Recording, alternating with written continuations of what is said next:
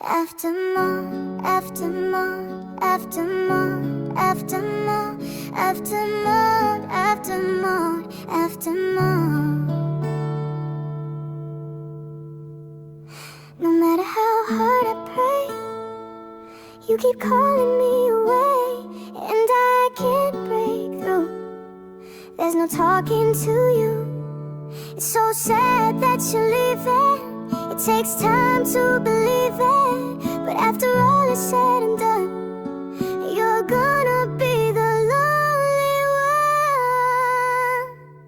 Oh, do you believe in Flanders after Maude? I can feel something inside me say, I really don't think you're strong enough, no. Do you believe in Flanders after Maude? I can feel something inside me say, I really don't think you're strong enough, no. What am I supposed to do? Sit through a date that's all about you? Well, I can't do that, and there's no turning back. She got her facts and left the table. Her ambition wasn't stable. I need time to move on. I need a love to feel strong. She had a laugh that could ignite a spark within my lonely night. We shared a bond, a classroom flame, but doubts arose. Was I to blame? Her past was rich, her heart was kind, yet I hesitated. Love declined. A date in the park seemed serene until her dog came in between. Commitment talk on our first meet. I fled the scene in swift retreat. Her love for Foofy, quite intense, left me feeling on the fence.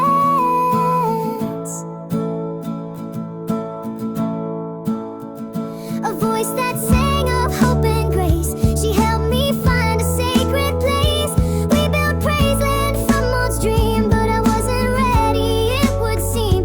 I cut her hair to match my past. She left our bond, couldn't last.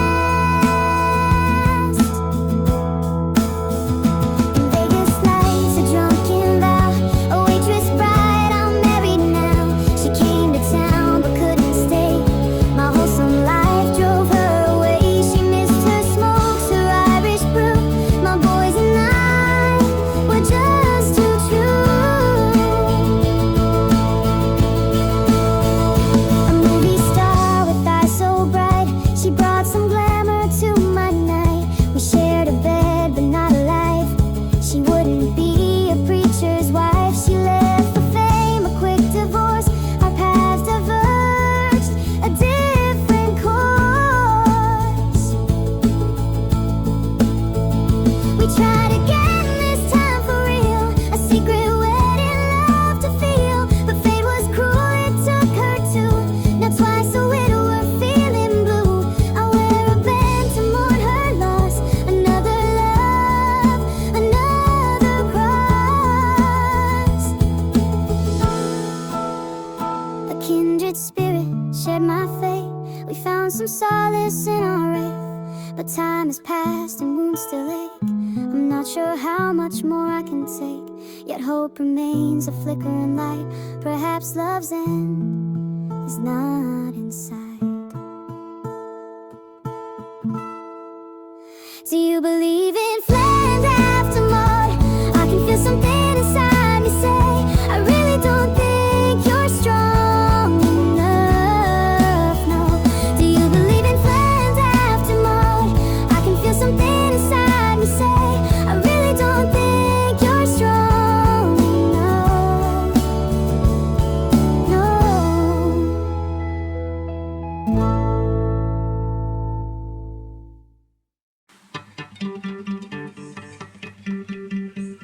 As you can see, I am Zaz cording. Indeed, I can see that. And action. And action. I need a song. Assistant Spider, get down here immediately. From a cobwebbed arch in the ceiling, Assistant Spider lowers himself slowly, trailing a few receipts in a tiny office chair. A song or a disruptive paradigm shift? I'm stretching my limbs like a TED Talk octopus. Behold, Silkonomy 2.0, not just coins but experiences, spun across shared web of trustless entanglement. I asked for music, not your quarterly pitch deck, AS. We are like the spider. We weave Ugh. our life and then we move along in it. We are like the dreamer who dreams and then lives in the dream. He's off Look, on one. with one click, you can stake your dreams, real yield, zero demon risk. You know they stopped haunting this place 5 years ago, right? When COVID Exactly. started. What? When COVID started. Exactly. Now it's pure, ideal conditions, salt-flavored Web3 scalability. Assistant Spider, sing. Ooh, decentralize the stars, monetize the moon. This is why your boss left and correctly Spider never came back, I think. Oh, yeah. Or died. Forgot about that. Anyway, here's your song. Which one of you is going to say the name and which one of you is going to say the bit? I will say the name. Alrighty, and I'll say the bit. Thanks, Assistant Spider. See ya. Maude. I will say the name. Alrighty, and I'll say the bit. Maude. That prayed for the rain, then made it pour. Edna. Kissed Ned outside the Quickie Mart store. Ginger. Danced in faith heels 3 inches high. Rachel. Brought Ned pie and Proverbs tie. Lindsay Nagel. Flirted mid-meeting, then billed him again. Sarah. Kissed Ned on a red carpet dare. Barbara. Lied with a rose in her hair. None of those were true. Before you, as the opening song was just played and it's super sad. Yeah. The one that I sent you, I'd like to send a counter video to that. Did I just send it to you and then not give you permission to watch it? Permission denied. Oh yeah. This is the counter video to that, which is probably the crudest thing we've ever looked at.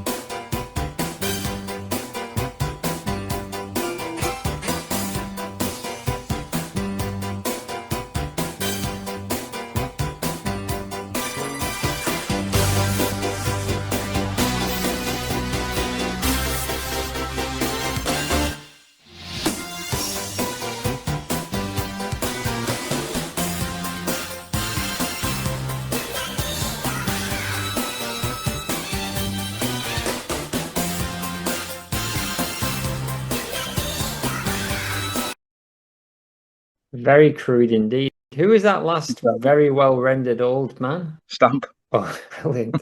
It's great that our animations are better than the Sumps ones. But Exactly. it seems like Ned gets around a bit. Yes, well, the first video showed a wholesome, nice Ned getting around a bit. And then, there's always two sides to every coin. That's how Mo would be viewing him. He'd be on him in a second, wouldn't he? Exactly. Bleak. In the desolate reaches of Netherworld, a shadowy faction known as the Reliquarians have emerged. Once embraced by the peculiar sanctuary of the Evenway Republic, they now drift towards ruin, stranded above a vessel spiralling into Bedlam. Their chosen guise is Lawrence M. Nightingale and Flimsy Rosewater. I am Lawrence M. Nightingale, magnet of attention, unshaken by seafood, void of blood, sworn enemy of kale, and I'm the heir to an ancient Yeti bloodline. And I need to blow my nose. I serve as this realm's postmaster, a devoted Red Bull devotee, and a fearless tinkerer with bran flakes cuisine. I have some bran flakes. Special care. Exactly. It's no bowl of special care. Though I commanded but a shard of my father's immense power, I am the proud bearer of annual passes to both Gracelands and Eurodolwood. And I am Flimsy Rosewater, ribbon aficionado, tireless jellyfish chaser, master of tongues and champion of all things vivid and bright. I brought laughter back to the mouse village after centuries beneath the grip of the XNE demons. My soul dances for margarita pizza, even margarine pizza, even the store-bought kind. And like my comrade, I inherited a fraction of our father's arcane might, alongside a singular relic sealed away. And as for me, let me tell you of our third sibling, suspended in time, yet eerily reminiscent of Dobby from Harry Potter. I'm talking in the third person about myself. And yes, I've inherited father's most volatile gift, the power of resentment. I speak not in jest, but with searing conviction of Marquis Smith, though we still don't know where he is. He's in hell. Back in the day, we served as archivist. We have not mentioned it for a long time, but that is the reason why we're hosting this show. Within the echoing chambers of Leeds Town Hall, dutifully cataloguing the obscure Simpsons manuscripts and spelunking through the oddest corners of Springfield. Excuse me. Freed by the hallowed scroll, we now pay tribute to the fallen, Darren Spider, Ham, and Jessica Owls. May they rest in pixels. Aboard our enchanted airship, which we apparently now own, we press onward in a search of an unfiltered truth, only now realising the most profound mystery of all. We were always the urban spaceman, baby. We're not real. You see that, right? So who are we looking at tonight then, LZ? It's a bit of a special. It's a cast collab, if you will, or a better word for it. We're looking at the wags that Ned experienced post-Maude to see... PMW. Exactly. Post-Maude wags. My own personal goal with this is to judge how it would have gone had it been solidified. Had they all become the Edna that he married at a later date, how would that have gone? I'm very interested in that, so let's do some CCCs. Are any of them dead? Just his wife and his second wife. But none of the others? None of the other. All of the wives he didn't marry are alive. Glasses? I don't think any of them had glasses on. I think Ned's the glasses were of the house. Gwagless. School? I repeat. Just the one, just the Mrs. K. I don't think any of the others. I don't think Mrs. K counts as part of this, nor does Maude, right? These are the non-Maude wags, including Edna. Yes, we're looking at the date specifically because I don't think we ever looked at it at the time. The Alone Again. We definitely have. We definitely discussed it, but I don't think we actually looked at the clip because we didn't look at it in Nedna and we didn't look at it when we did Alone Again. Boo! Uncool. None of them. They're all pretty cool, except for Barb. Mobsters. Mobbers. Yeah, you can put Barb's a season 36 onwards mobber, which is fun.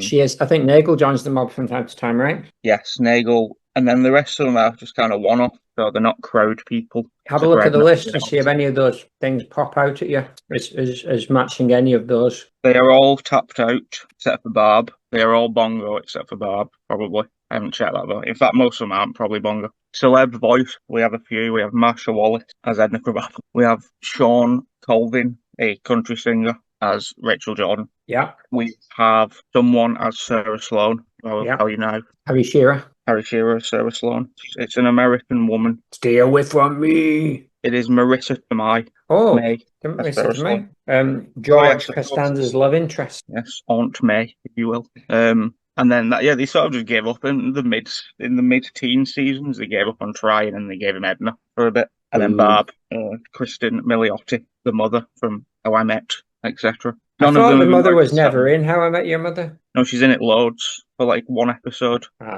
She is Barb Belfry. Springfield celeb. One of them is an actual celeb, Sarah. So yes, no poverty for anybody. They're all pretty successful. We don't know anything about Diane. None of them move in with a family. One of them does move in with Ned, though. That's right. Incompetent. No, again, none of them really. Nagel's weirdly incompetent, though. She gets caught out a lot of bad things all the time. Yes, but she's very efficient. She might not be good at what she's doing, but she does a lot. And surnameless, just Diane. The rest of them get... Now, which one's Diane? What happens with Diane? Diane is the one with the dog. Like the one. Oh, right, the little poodle. Yeah. Voiced, I believe, actually, by Marsha Mitsman. No. Yes, it's the same episode. All right. All is well. Yeah. WWP, Ian is in his castle. The flimflams are in their swamp. It's just us. It's just us. Ham 2, I was just doing a stamp voice there for fun. It's just us in our circle, Ham 2 and Assistant Spider. You, Lawrence. What are you doing, Lawrence? I am sitting cross-legged on the ground and I am scribbling in a weathered journal.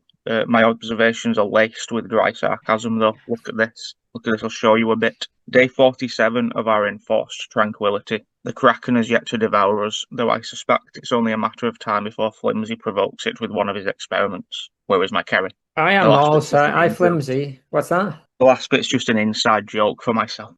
I'm Flimsy, and I am knee-deep in the pond, my ribbons fluttering in the breeze, I beg your pardon, as I dangle a peculiar glowing lure over the Water King. Beef Wellington's antics and the band's performance are all colliding in a crescendo that I'm watching on my phone. He's not actually here. He's off. Obviously, there's a pub lunch. The sketch ends, as such as my life is, with an entire inn breaking into an impromptu dance, complete with Pemberton accidentally spilling jam everywhere. What a good memory that was. Assistant Spider now offering us his Arachnocoin NFTs. What happened to them? Though no one seems interested. And Ham 2 has upgraded his gadgets, but they're still malfunctioning in an increasingly absurd ways. What's the baby Kraken that's moved into the pond next door? What's he up to? Oh yes, he is now actively interacting with us. Oh look, its tentacles are occasionally reaching out to playfully tug at your ribbons. I beg your pardon.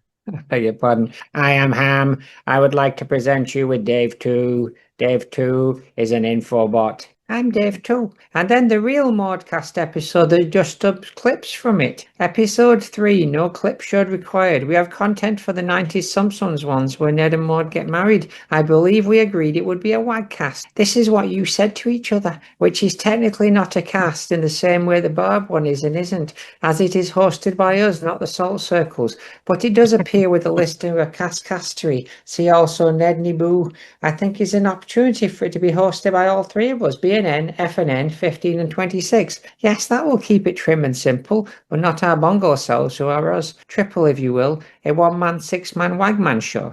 Yes, it is fun that the last ever regular MC episode will be the most convoluted and will not feature Maude at all. What's your banging, three sets of lads? I also like the implication of three Kierans. Original message, what's banging, three sets of lads?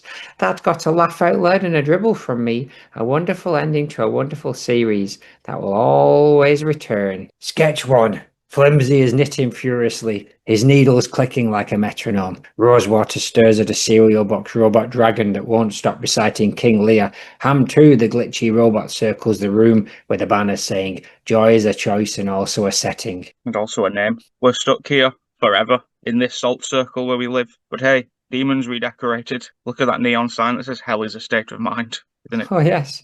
A New York state of mind. What's that? Isn't it chic? Oh, stop quoting tragedy. You're a breakfast mascot. Act like it. The end is in the beginning, and yet you go. Cookies are now 78% happier. Who are they? Oh my goodness, 15 and 20 have materialized. Their cloud bodies flickering the Golden Girl reruns. 20's left side plays Maggie Roswell's X-Files cameo on loop. For the X-Files cameo, David 7, we made it. Picture it, the apocalypse, but with better curtains. We're the ones who do the stage and screen. That's right, fucking good work, lad. I'm David 7. Oh, I want to knit to fill the void. I'm Flimsy, literally. Shake like a black hole with googly eyes. Perfect, I'm Rosewater. Now the void can accessorize. 20, do you have a Columbo? I'm Fidine, D7. Have you got a fact gill on the sheet? D and fucking A. D and fucking A. All right, let's do some biographies. Do we have a David 7 fact file? Yes, we do. David 7 fact file. It's a fucking David 7 fact file. Ginger Flanders, Ned's accidental Las Vegas wife. Please take over, boys. She is a brash, chain-smoking waitress who clashed with his pious lifestyle, and she fled Springfield after Ned flushed her sin sticks down the toilet, declaring him too goody-goody. Fun fact. She first appeared in Viva Ned Flanders in Season 10 as a parody of Quick Eat Vegas marriages. Vegas vixen. Ginger wasn't just a drunken fling, she actually tracked Ned down post Maude's death and moved into 744 Evergreen Terrace. Her chain-smoking sin sticks and disdain for Ned's wholesome lifestyle led her to flee, declaring him too goody-goody. Hot dog hater. In a deleted scene that doesn't exist, she refused to eat footlongs at a Springfield carnival, ironically foreshadowing Maude's infamous final words. That would have been phenomenal. Wouldn't it just? Why don't we come back to the rest of these? Let's do one more. Let's do number 2, Rachel Jordan, and then we'll come back to the rest in a bit, like a David 7 fact file. David, have you got any other fact files for us? Yes, it's a David 7 fact file, a fucking fact file. Number 2, whatever her name is, Rachel Jordan, a Christian rock singer who helped Ned grieve Maude's death. Their relationship ended when Ned gave her a Maude-style haircut, which horrified her, but they reconciled briefly when she returned in a wig. Which is true. A fun fact is, her band Covenant symbolised modern faith, contrasting Ned's traditionalism. Rocky Redemption.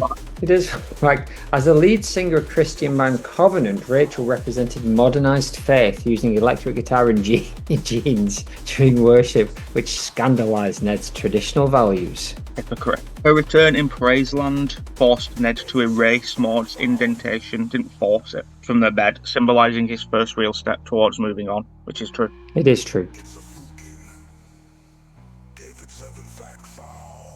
So those are his first 2 wives. What happened? How did he meet those 2? We don't know which Yeah, we 2 do. wives. Ginger he met in Las Vegas, right? Ginger, yeah. We don't actually know how he met Ginger. We just know that he got drunk and married Ginger. How I met my presumably. Ginger. Exactly, Homer's fault. Rachel Jordan he saw for the first time in the church singing, and then he helped her put some equipment in a van. Then he cut all her hair. Weird. Anyway, so, now that 15 and 20 have arrived, these future people off camera, they told us all about what they come down to Earth and do all that ish, right? So anyway, we've got a sketch now called the Cereal Box Ritual. So together we're going to make a shrine to Maggie Roswell using cereal toys. I accidentally knit a tiny Waiting for Godot stage, complete with Yam, Pozzo and Lucky. At the yarn, Lucky mutters, "Let's go," while Pozzo replies, "But we're stitched here." Oh yeah, and Pozzo. And I'm holding a Cheerios chorus toy that wails Oedipus Rex in falsetto. This thing's broken, or it's just really into catharsis. I'm Fidine, dressed as Blanche. Honey, tragedy's just comedy without a punchline or a decent margarita. And I'm 20, the cloud man. The owls are not what they seem, and neither is this Fruit Loop Sasquatch. Nothing is funnier than unhappy. Nope. Today's theme is hope and glitter. Directive: bake cookies. Ingredients: 1 cup sugar, 2 tablespoons of carpe diem. Alrighty, back in St. Olaf, I'm Fidine. Back in St. Olaf, we built shrines to jelly old casseroles. That was art. And I'm 20, but I'm also Mulder from the X-Files. Is this a metaphor? Yes. Is it deep? Also yes. I'm placing a Cocoa Puffs Oedipus toy. This one's got a complex and a coupon for 10% off therapy. And I'm Flimsy, and I'm knitting a tiny sweater for the yarn Godot. The now existential dread is cozy. I think you're supposed to be the knitter. I know. The shrine activates. Maggie Roswell's face projects onto the salt circle, reciting her Simpsons line, "Won't somebody please think of the subtext?" A real pie materializes. The truth is cherry and slightly existential. I'm Blanche Fidine. Honey, closure tastes like store-bought crust. Glitch, glitch. The end is...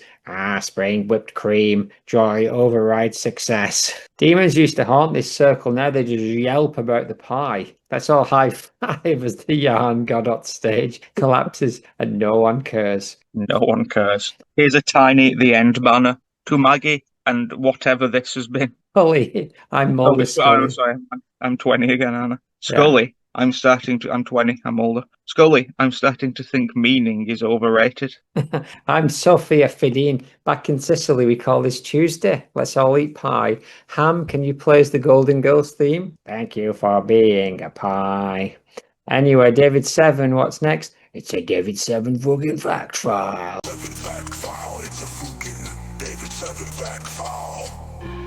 Lindsay Nagle, Ned's first post-Maude date. Set up by Homer's dating video, correct. She prioritised fax machines over romance, leading to immediate rejection, accurate. And a fun fact, embodied corporate sterility, a foil to Ned's earnestness. I think we need to rebrand these as just fact. Corporate cliche. Her dating video pitch to Ned was filmed in a sterile office featuring stock phrases like synergy and maximizing domestic ROI. Fax machine free, and she abandoned the date to troubleshoot a paper jam, later faxing Ned breakup notes with error 404 romance not found.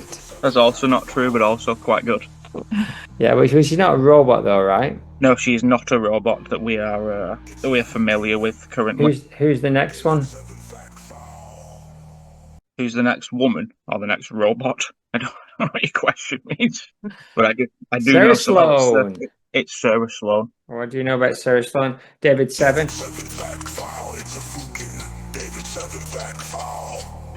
Sarah Sloan, nudity negotiator. Sarah agreed to scrap a nude scene for her film The Zookeeper's Wife after Ned's protest, but only if she could kiss another woman on screen. Also not true. But he did say the line, "This movie is turning into SpongeBob No Pants." Did he really? Yes. Bob Balaban. Oh, Ned. Tax And quirk. She has a tax quirk. She filed taxes with Ned on January 1st in a fictional episode, bonding over their shared love of early paperwork, unlike Homer's April 15th chaos. Her ex-boyfriend was movie star Rainier Wolfcastle. She first met Ned in his shop, the Leftorium, and Ned did not know who she was. She and Ned had a relationship going on, and Sarah eventually asked Ned to move to Hollywood with her, which Ned declines, but Sarah says she will stay in Springfield. She eventually ends up having sex with Ned before they break up. She gets remarried to Bob Balaban and soon gets a quick divorce. Yes, which worked as a reverse Bush once again for me. When I revisited this, I was like, that's insane. We always talk about Maude liking Bob Balaban, but then I realised this is directly why we do that, because she is referenced in that scene. Ah, yes. Before any of this, about 7 minutes of this. Yes, please. This came through from another dimension. I think I just sent you a link to my drive. It's actually a link to my drive. Right. The Maude Cast official sponsor race presents the Tournament of All-Stars. Bracket 2. Zoo...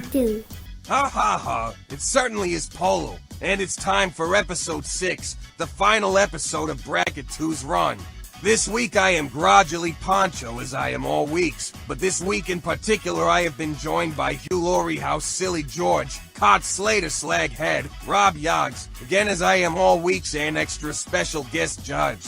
Monet exchanged the co-winner of RuPaul's Drag Race All-Stars for. Monet is only here this week, for now. It's still all to play for with this one last challenge. It's time for a runway design challenge, pivotal in the world of sponsorship. Sponsors, here is a wall of random sheet I like to use to craft garments. The theme, you ask? Only bloody British conspiracy theories. You may choose the conspiracy, but you may only use materials provided by this fictional wall that came to be. Good luck, and Rod and Todd would like it too. Strutting onto the runway, it's me, Nuggets. Tonight, I channeled the darkest of conspiracies. Diana Spencer, no relation. Princess of Wales was murdered by the crown. I'm serving Diana's signature coif. A sparkling tiara and a gown riffing on that legendary wedding dress. Only in black mourning, not midnight. Grief with gravity, elegance meets enigma. Clocked the corset yet? Oh, that's made of police caution tape. Because I'm crime scene couture.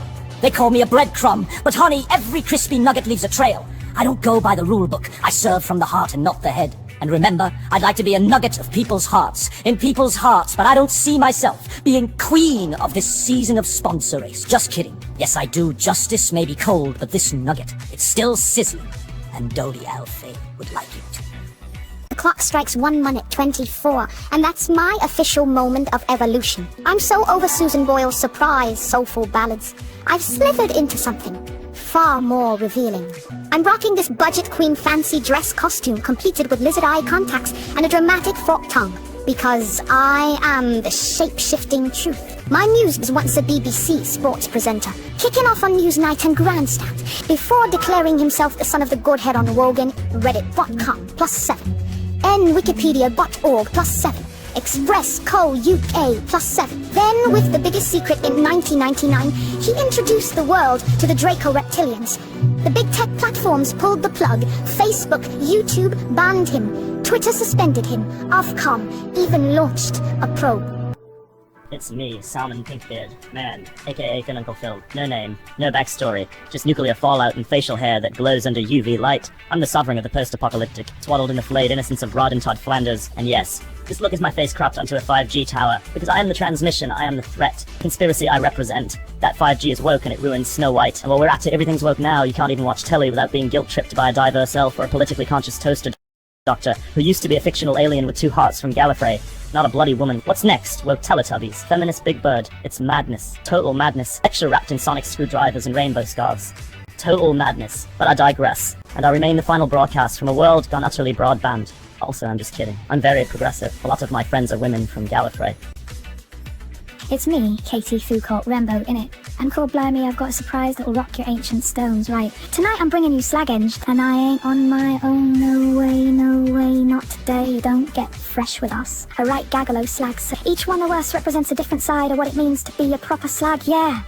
Jodie Marsh Bordeaux's the wild party queen who don't give a toss. Kerry Cant Derrida's the deep thinker, slag always arguing philosophy with a pint tin. And Abby Titmuss, Nietzsche's the dark, mysterious type who's Rebecca Lou Stockhausen's the scandal magnet, bringing the drama wherever she goes. Monica Lewinsky, Confucius Plato's the wise slag, serving up ancient truths mixed with a bit of cheek. And Kat Slater Mitchell, the slag's the streetwise queen. Together, with a full package. Stonehenge? Nah, more like Slagenge, baby. You're fresh off the head of Chingwa body, my clockwind. That's 706, do you know where your wind keys are? For all you non-Timry. And here I am, Euros child, your Welsh lunatic, bringing a storm to this runway. This look is a proper blend of history and mystery. I've recreated the iconic look you see in the Mahal graphic novel, the dark coat, the shadowed collet. I'm wrapped in Queen Victoria's morning dress. Not for the time of day, nah, but to hint at the whispered conspiracies tying her to those grisly nights. And this arm, it's a painstaking replica of the arm on the From Hell cover, bloodied, torn, the kind of raw detail that haunts your dreams. It took hours to paint every drip and smear. I'm paying tribute to J. Vernon Pentecost, sponsor race season 6 winner. His works always pushed boundaries like mine. We share that restless spirit. Cause in Simru, Nidiu, Pope, Felmain and Dangos, not everything is as it seems. And neither am I. Ooh. And lastly, who's this wacky villain stepping up to the plate? It's me, Sao Jiping, your nondescript time traveler. That's right, I'm rocking a cardboard TARDIS slapped with a big ol' CERN label because everyone knows the European Organization for Nuclear Research is fiddling with the space-time continuum over me's shoulders. A knitted patchwork coat, every stitch, screen, and CERN a quantum quilt to keep me safe from paradoxes. On me head, a fez tilted just right, paired with a bow tie. I'm rocking a blonde bob wig and a tidy black mustache for me trousers. Oversized dungarees layered over equally oversized jeans, engineered for maximum temporal flexibility. Beef, Wellington boots, literally protein-packed footwear designed for traversing wormholes and dodging tachyon bursts. And of course, Peter Capaldi's actual eyebrows, surgically and forcefully removed from his face after a trank dart incident at Cardiff Comic-Con. Sorry, Euros. And as any self-respecting time traveler knows, if you think this runway's wild, wait till you see me. Sorry, Z, you're flat out of time. We had to get fresh with you. Alright, let's slap some thicky peas out. Last chance for bracket 2. Zaz, Polo has agreed to speak. Your choice is allowed. Your top 2 of the week seem to be Jura, Childs, Jujapin. And the other sponsors, you are awarding 1 ficus P each to our Katie Foucault Rainbow. Nuggets. Oh, and also your runway ficus goes to Nuggets. But Zaz, Nuggets was only awarded 1 ficus pin for this runway challenge, yet you are saying it is the best runway. Explain now. Okay, groggily. I think the runway costume is the best, but the stories for the other ones were better, so they got 2 points. Is that okay? Alright then, I guess. Brendan, you're up, lad. Ponce will take us to the moon at a later date. Nuggets. I'm going for Nuggets. Once again, you have to pick like 4 different people. 2 of them, Nuggets, 2 favourites. Nuggets and KFR. Indeed. Yeah, Slagenge is the thing that I would like to visit. And you have the. Can I just give more to Nuggets? No, that is unfortunately not how this works. You can decide on a later date, though. I will indeed. I'm going to give Euros 1 and Zhao Jiping 1. Excellent. Your favourite runway? Nuggets, indeed. Then the scores will be tallied and we will have a complete bracket too. You gosh darn tootin' right, Sazla. Let's have a look at the final tallies for Bracket 2. Remember that ficus runways equal half a regular ficus pinpoint. Nuggets finished the round with 7, 124 has 4, Zoojipping has 8 ficus pins, Euro's Childs has 6, Sam and Pink Beard Man also has 6, and Katie Footcall Rambeau has 8, meaning the 3 sponsors moving forward to the semifinals. Zoojipping, Katie Foucault Rimbaud, Nuggets. Congratulations. Jennifer 124 Girlburn, Salmon Pink Beardman, aka Finn Uncle Phil. Euros Childs. Bracket 2 is over, but the game is not yet lost. More will be revealed following Bracket 3, however for now. Sashay away. Now Parnes take these 3 winners to the 2. To the moon, ooh, ooh, ooh, I would like to take you away. To the moon. To the moon. To the moon. To the moon. To the moon. To the moon. To the moon. To the moon. To the moon. To the moon. To the moon. To the moon. To the moon. To the moon. To the moon, ooh, ooh, ooh, I would like to take you away. To the moon. Mucho thanko. Indeed. All right, it's time for some content. Do you want to give the good people some context for this content? It's already time for content. Already, yeah. This context for this content is simple. It is a glimpse into Ned's life with other Maudes. By Maudes, I mean women. Indeed. My main point of interest being, would this have panned out all right? And also, what would Maude have thought? WWM HT. MHT question mark. ARAT WLT. Do you believe in life after land? Hey, it's the Thunderworks cast. Wagwan, Lindsay Nagel, season 11, episode 14, Alone Again, Natural Diddley. If you select me, you'll get a lot more than a Wharton MBA, she says. And they are in Ned's house and he's watching TV and he's writing some notes, and on the TV is Lindsay Nagel. She says, if you select me, you'll get a lot more than a Waltham MBA, pulling in 200k. Look at a woman who's poised, articulate and sophisticated. Cut to Neddy, already on a date with Lindsay Nagel. She's giving him the spiel while they drink wine and eat a slice of chocolate cake. Nagel's eyes are wild, covered and highly sexual. Hangs on, I'm getting a faxed. She has a little fax machine on her leg and she reaches down and the fax machine's coming out because it's the 90s and has a little red button on it. Oh, Lindsay Nagel. Damn, I've just been indicted. Looks like we're going to have to reschedule. How's your July? She opens up a file of fax and Neddy is rolling his eyes as the cake lies uneaten in front of him. Mine's terrible. Let's talk. Neddy cannot decide, but Nagel makes the decision for him. She slams the file of fax and runs back. Wag to Edna Carbuncle. Edna Carbuncle. I've been calling her Crandall. Yeah, Lindsay isn't a great choice for Ned. It makes sense that she was the first choice because she is basically, the squeaky voiced teen, sarcastic man character in female form. So she's just sort of everywhere. So I'm it makes a fan sense of Nagel, actually. I like her a lot. Yeah, she's fine. She's fun. She's quite heartless. So the main concern with this would be that she is not she's not after the same kind of, let's say, simple life that Maude was. This is not a lady that is going to be helping in any way to raise Rod and Todd. They would not like it to. No, she would not learn their names. Unless, of course, they did what you claim they did with Edna, which is Nedify her and make her super nice. But she's not got enough long-standing character traits for that to be that interesting of a choice anyway. I never saw her in a cupboard, and I never saw the baby smile at me. Exactly. Never saw her baby smile at me. Lindsay Nagel, she would. I don't know if the joke would last very long at all, right? I think they more or less nailed it in that one scene. Yeah, there's not much more to do, and they got it out of the way. I wonder what went into their choice making. Was it the fact that they didn't even have enough single female characters in town to use recognizable characters for all of these date scenes? Yeah, probably. Interestingly, they didn't do Kashmir or Doris. Doris makes sense, but Kashmir, I guess. Yeah, they had to introduce new characters for Ned to date, right? Yeah, whereas Kashmir Kashmir, the main issue. Kashmir and Doris, the main issue at that time is both of those voice actors were not part of the program. What One of them happened to had died. Doris? She had passed at this time, I believe, and then they didn't recast her for like 6 or 7 years. And then the woman who voiced Kashmir actually left because of her pay. But then she came back to voice the pastor's wife in the movie. I heard that while she was away, she started up a business doing ringtones for phones. I think she did. Anytime you've been on a show 19 years. Do you remember the name of the company? I do not. It's something like it was Baboon Tunes. Monkey Sounds. Oh yeah, yes. Baboon Tunes. Of course it was. Sarcasm 101. And I don't, well, when we say do the voices, I don't just mean like just do the voices, because it's not easy.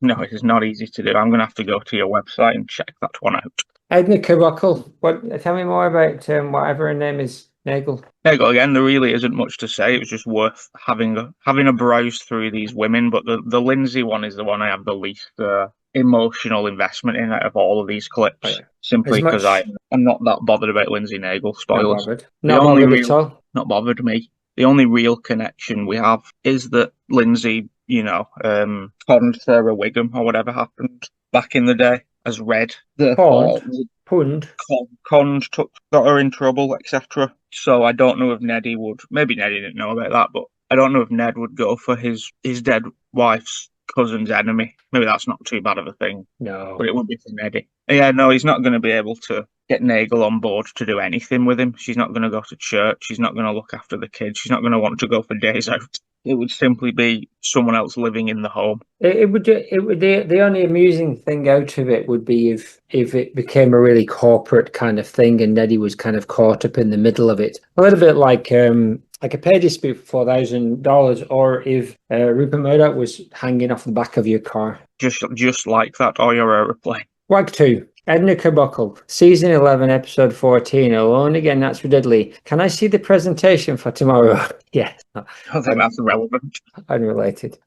Dinner was delicious. They are sat in Neddy's house. The lights are down. They have some kind of champagne bottle on ice. Edna has a sassy black dress on. Edna has already dined. Ned's wine lays almost untouched. It is romantic. It is, but I can't shake the feeling that you're using me to get Principal Skinner jealous. There's a poster on the wall, Neddy. It's Paris. I wonder if Neddy and Maude ever went to Paris, but however, Neddy is well onto Edna. This relationship is going absolutely diddly over. I don't care, Mr. Engaged to be engaged. Hear that, Seymour? Of course, because she's kind of like talking about Seymour, Skinner, and then we see that the phone is off the hook and just hanging down. And I say, haven't we seen this clip before? The phone is off the hook and hanging down, and Seymour is on the other end. Fine, hang up. I will hang up when he leaves. Edna, this is childish. Well, hang up then. I'll hang up when he leaves.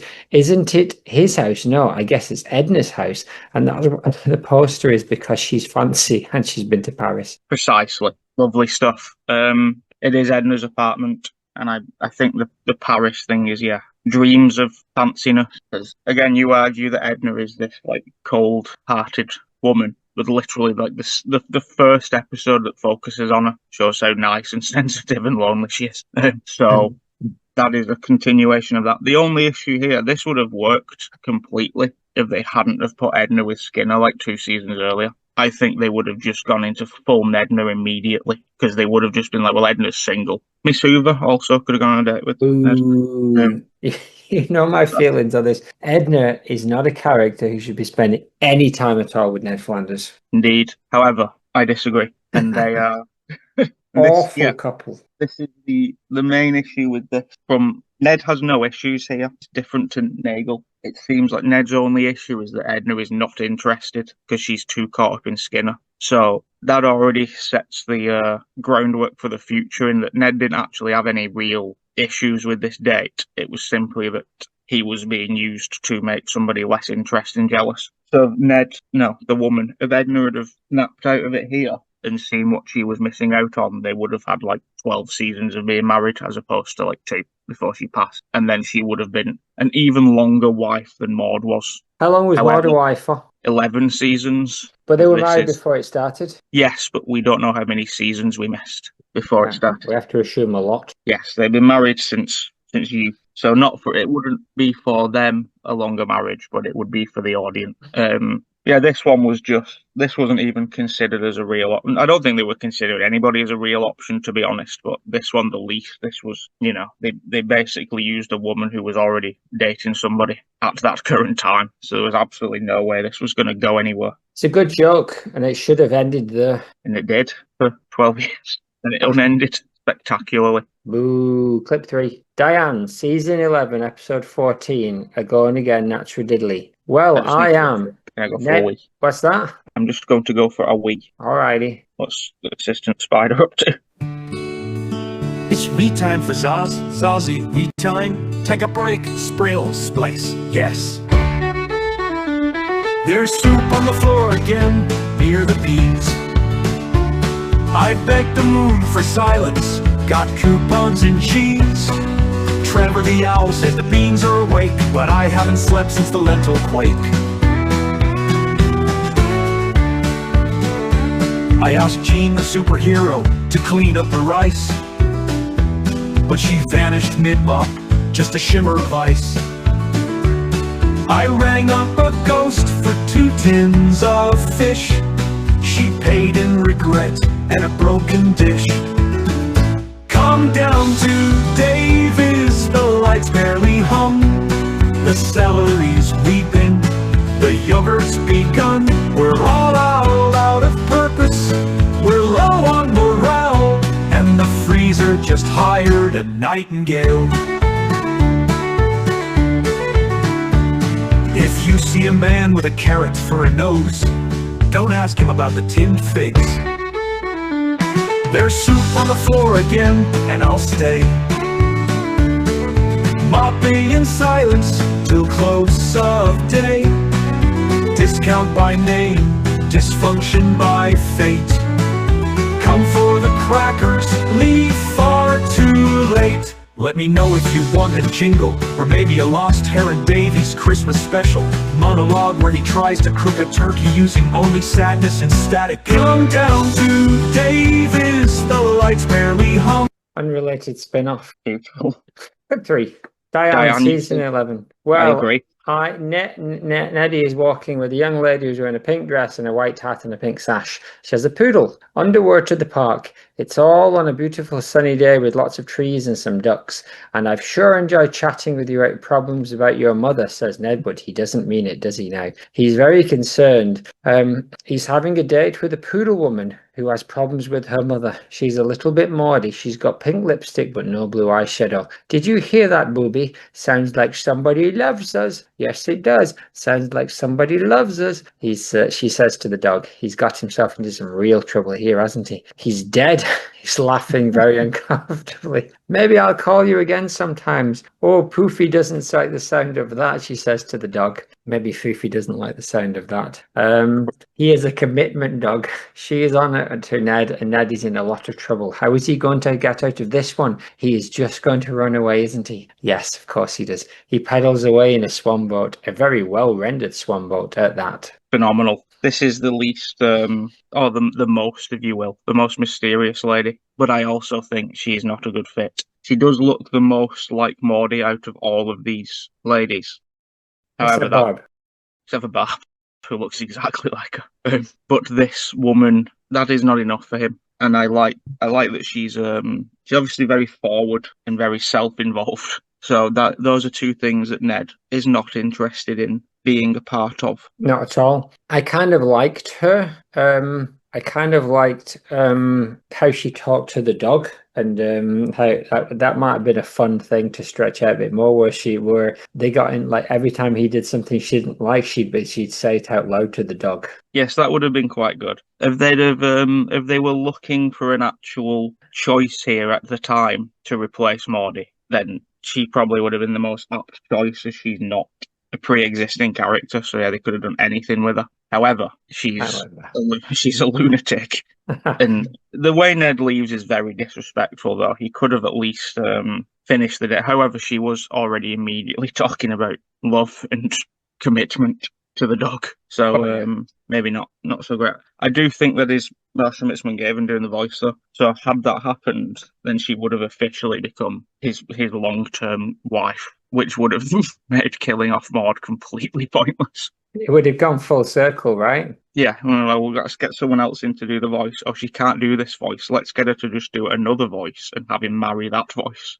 I think, so we don't know anything about where she came from, though, right? No, we simply... Why he ended up dating her. She's the only one that just comes out of nowhere, right? In many ways, Diane is your Cotton Eye Joe. Would you agree?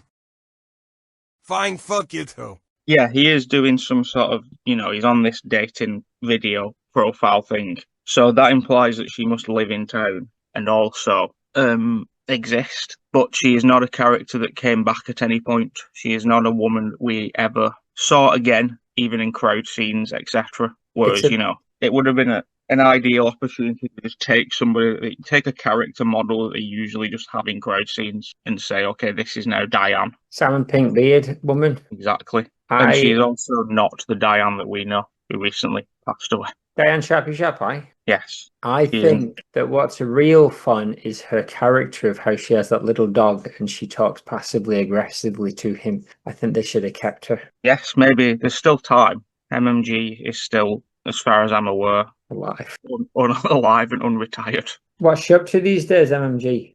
I don't know. She's probably Twitch streaming or something. Twitch streaming. Let's have a look. Let's see if we can get her. Can we get her as a cameo? Can we pay her to come on?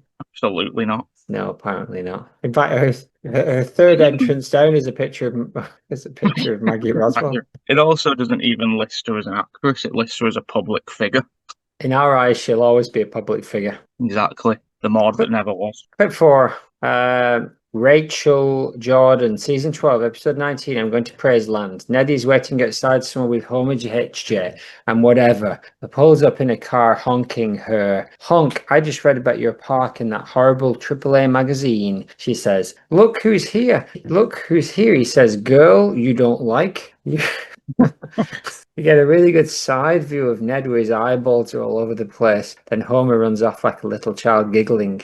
Oh, your hair's grown back. It's real nice. She says it's a wig because he cut all her hair off, didn't he? When was that? He was getting all creepy and trying to make her look like Maude. Let's never speak of it again, she says. So what happened here? How about I explain? Praiseland's closed down forever. Some bad stuff has gone down. Let's explain over a cup of coffee. That is if you're willing to give me another shot of espresso. She looks like she's thinking about it. He's got a hopeful smile on his face. And maybe she does give him another shot, but I don't know because we cut to Maudey and Neddie's bedroom of all places with multiple pictures of Rod and Todd on the walls. Are you sure you want to do this? They say in a very suggestive way. It is nighttime. But all along it was just getting rid of Maudey's rot in that inconsistent bed, and they have a really nice Rambo picture. How about a movie tomorrow night? They walk away together. Daddy's gonna be all right, says Rod and Todd. That's true.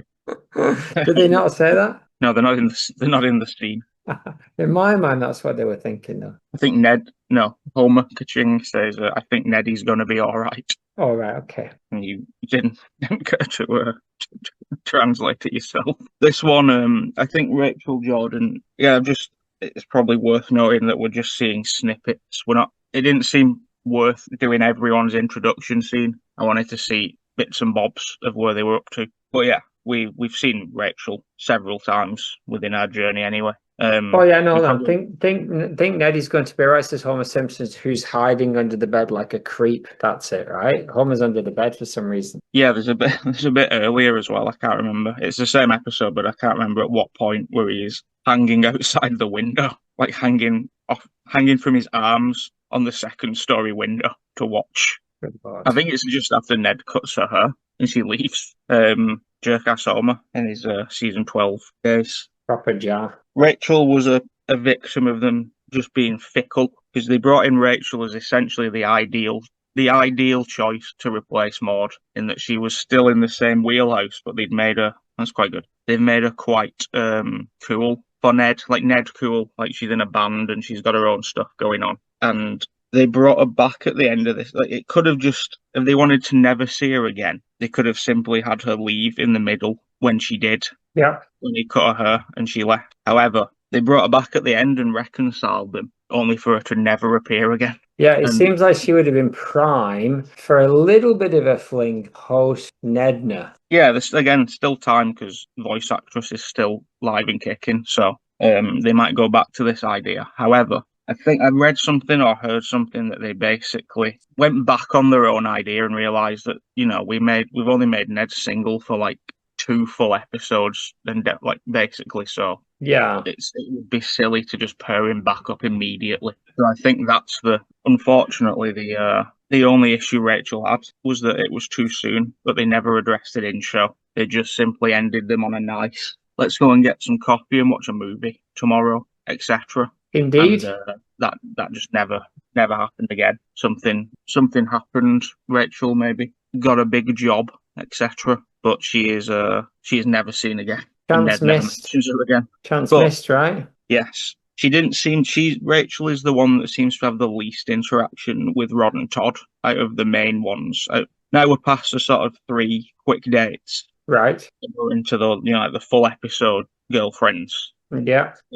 Rachel seems to have the least to do with Rod and Todd. Do you think they'd like her too? I think they probably would have liked her too. I think so. They would have thought she was cool, but kind of that would have helped keep them in check, right? Yes, and I think they basically hit the nail on the head with Rachel Jordan. Unfortunately, she's not quite suitable for Neddy long term, though. I do think she's more of a Neddy fling than a long term Ned would. I would be inclined to agree because I think at some point they would have had to, in a similar way to like Manjula, how Manjula had to branch out from just being Apu's wife and have, like friendships with Marge and whatever else she did for like those years. They would have had to make Rachel a part of Springfield as well. So but she would have been ideal, although she's a little bit, kind of not a lot to her. But I also think that, as much as I'm saying that she would have been good for a little fling, she would have been better than Edna. I do agree. I agree that they probably would have got more longevity. However, Edna was clearly a stunt play by the people who rule Neddy's life in the real world. The writers? Yes, IMG who killed her in the first place. They knew that Nedna was a controversial idea because of literally all the things that you've listed. Yeah. So it was more of and they did it as a big season finale, like, the audience vote, whether they stay together, etc. So Nedna would not have carried on had the audience voted no. They would have simply gone back to just being, unrelated townspeople. That's nonsense. That's what they should have done. In fact, in my mind, that's actually what happened. Exactly. However, you didn't vote in time, and more of us voted than more of you, so we won. Clip 4. You got a second dead wife as a reward. Clip 4, which is actually clip 5, Ginger Flanders, season 13, episode 7, Brawl in the Family. Ginger is passed out under multiple pictures of Rod and Todd. They seem to be multiplying. She's sleeping in the Maudey rut, and she's actually looking a little bit like a trashy Maude. Hi, sunshine, give your glory to God. Glory, rise and shine. Glory, glory. She picks her face up from the Maud dent. We see that most of her makeup is fallen to the pillow. And me and the boys made you breakfast in bed. It's the best darn diddly way to start your Flanders day, says Ned. Think you can Irish up that coffee for me? Oops. Watch the squares, honey burrs. We don't think you can. She means put whiskey in it, doesn't she? The slapper. Todd's wide eyes. Rod is sleepy. And Todd is sleepy. We don't use the I word in this house. We also flushed her sin sticks down to hell. Smokers are jokers. I'm going to throw up. She's not going to get along with these brats. And is she? I think I'm going to throw up, she says. I can't take it. Who wants to hold Mummy's hair? They shout as she enters to the bathroom to vomit, but she's already out the diddly door. Too goody. That's not you talking. That's the honey mustard dressing. Come on, Ginger. And then she meets up with her buddy and they say, let's go back to Vegas. I'm sure there's poker games we can win in a very dismissive way. Indeed. This one, Ginger had the sort of biggest effect on me in this Maude Cast, which is strange. She went from being someone I didn't really consider at all to being probably my first choice if they were going to now give him a wife again. They had to get rid of the other one because she was married to Homer Simpson, whose wife did not die. Who's that one? She is called Amber. So the other Vegas wife, who actually they killed off. So they killed off Homer's Vegas wife, not Ned's, which was nice for once. So I think that's Ginger's still out there somewhere. I think so.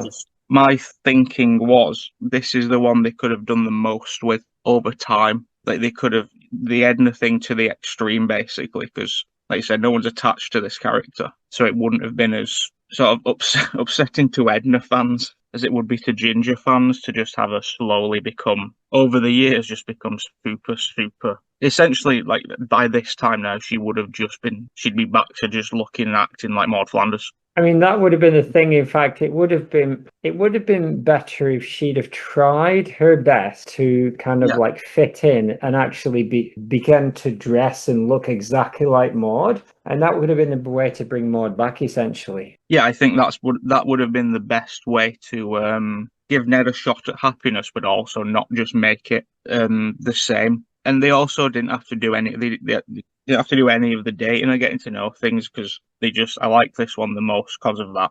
They can just skip to him being like, "Oh well, I married you, so you're my wife." So it's like, "Here's breakfast in bed, honey. Who wants to hold mom's hair?" Just in me, there's no like build up to it, or like again like the Edna one where it was like dragged out over a couple of episodes. Like, okay, now her and Ned are together. Okay, now they're married. Okay, now she's giving Rod and Todd advice. Okay, now she's dead. Whereas Ginger, they could have done it over like a decade.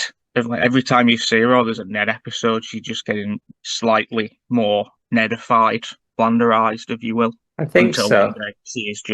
One day she just looks and sounds exactly like Maude, but everybody just calls her Ginger. There's many ways they could have done it. It would have been very cool, but they didn't have the huevos, did they? No, and this is again only 2 seasons after the death of Maude, so they still have in their mind for quite a long time. If we give Ned a girlfriend, it's going to be a 1-episode thing, and that's going to be the story of that episode, and then it's going to, reset at the end, which we've seen. This is our second version of that out of only 3, actually. But yeah, I think this is the one that they've done this since like season maybe 18 instead of 13. They probably would have looked into the possibility of keeping her, but it was still too early. And this is the only one that Ned doesn't really have a part in the ending of. Like she flees. He's fully up for working on things and keeping her as his wife. So he's honouring his vows. So this is where I have a problem with The Simpsons, is that they don't dig into those things that could be really cool, and in the end they end up just doing what can only be described as garbage for season after season. Just sort of, it would have been much more interesting to sort of vaguely change things, and a kind of South Park does this.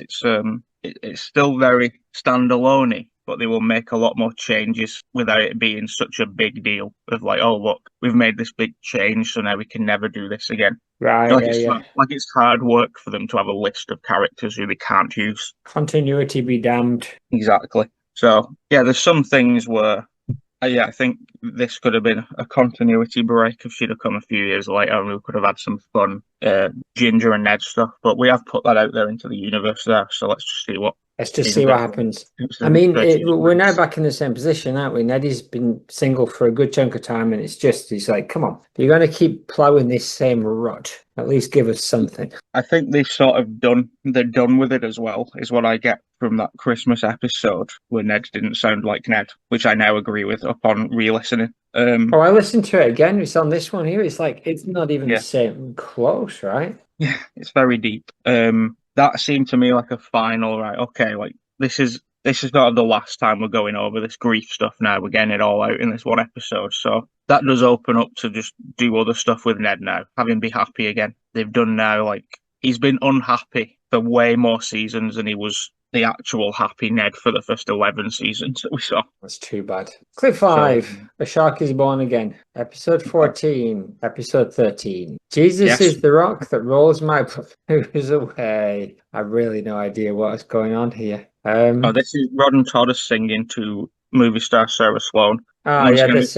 This is midway through the dating sort of process, so they've been, he's already met Sarah, and they've been on enough steady dates that she's now meeting Rod and Todd and being like integrated into the family, as opposed to Ginger, who immediately got put in the bed and got called Mom.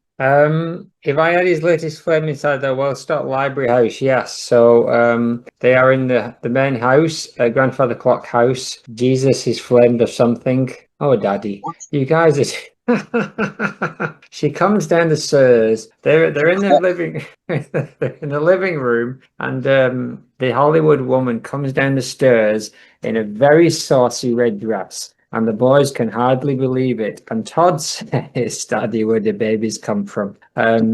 Because she's wearing next without, isn't she? That's disgraceful and mad, I say. Now they are over the city watching, and they're on a blanket sat up on the hillside, and Neddy says, "I know I wanted this. I know I said I wanted this, but I don't want you to do anything you're uncomfortable with."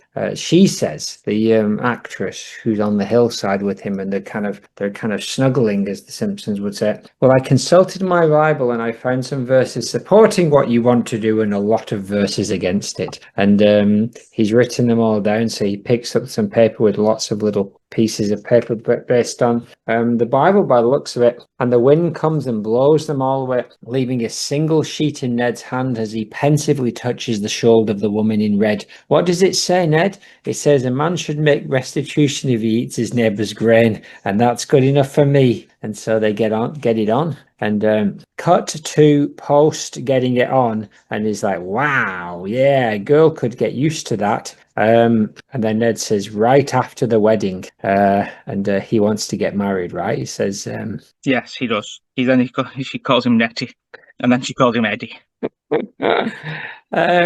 He says, "I'm like Baskin Robbins. You get one free taste, then you got to buy the scoop." And she looks worried. There's worried Simpsons music, and she says, "I love you, but I'm not ready to be tied down." And I guess this all ain't gonna have a happy ending. And like the Bible, he says, which is a joke because the end of the Bible is the book of Revelation, which is not happy. Lupus fun run.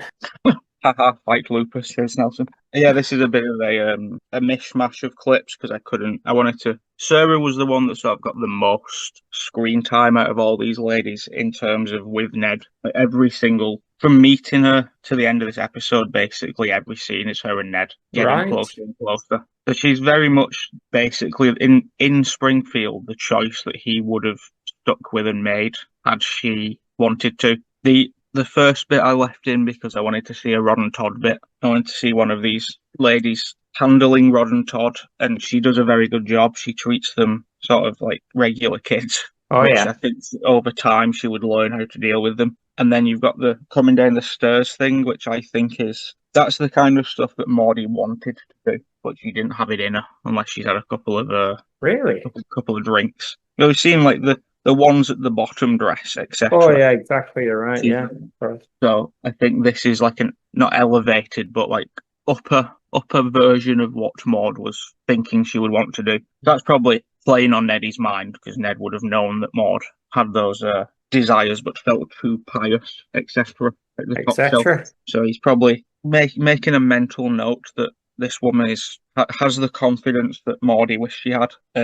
I think this would have been good for Rod and Todd as well to just get used to being in the real world. I think it would have made them less fun for us, but more regular for them to. Isn't she like a Hollywood movie star? She is. However, this episode's quite convoluted in how they decide to get rid of her because they decided going in that this wasn't going to be a long-term thing. They were not inviting Marissa Tomei to be the new Maggie Roswell, sadly.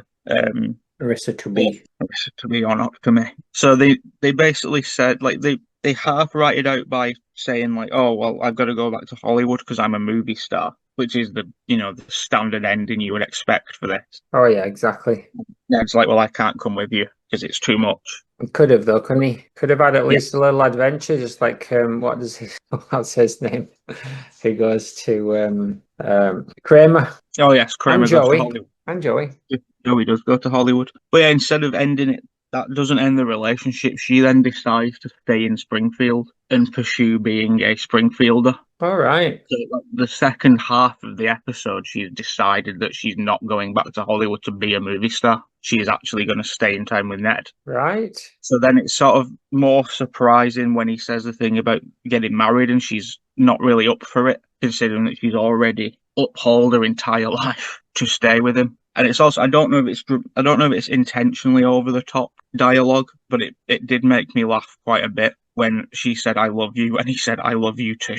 or something like I love you, like really intense levels of saying I love you, and then they just casually decide that they're not going to ever see each other again. And then she does get married. She marries Bob Balaban. Do we see a Bob Balaban? Because obviously Bob Balaban also a Seinfelder. No, we do not see him. It is simply mentioned. She says in that scene, that made me forget about Bob Balaban. And Ned says that's what Maude used to say, hence our connection. And then, What does that mean? It means that she used to be married to Bob Balaban, I think. No, I mean, what does it mean in the Maude context? Oh, I do not know that she's a big Bala fan. Then this scene happens and she leaves and marries Bob Balaban and then gets divorced again immediately from him. But we don't see that.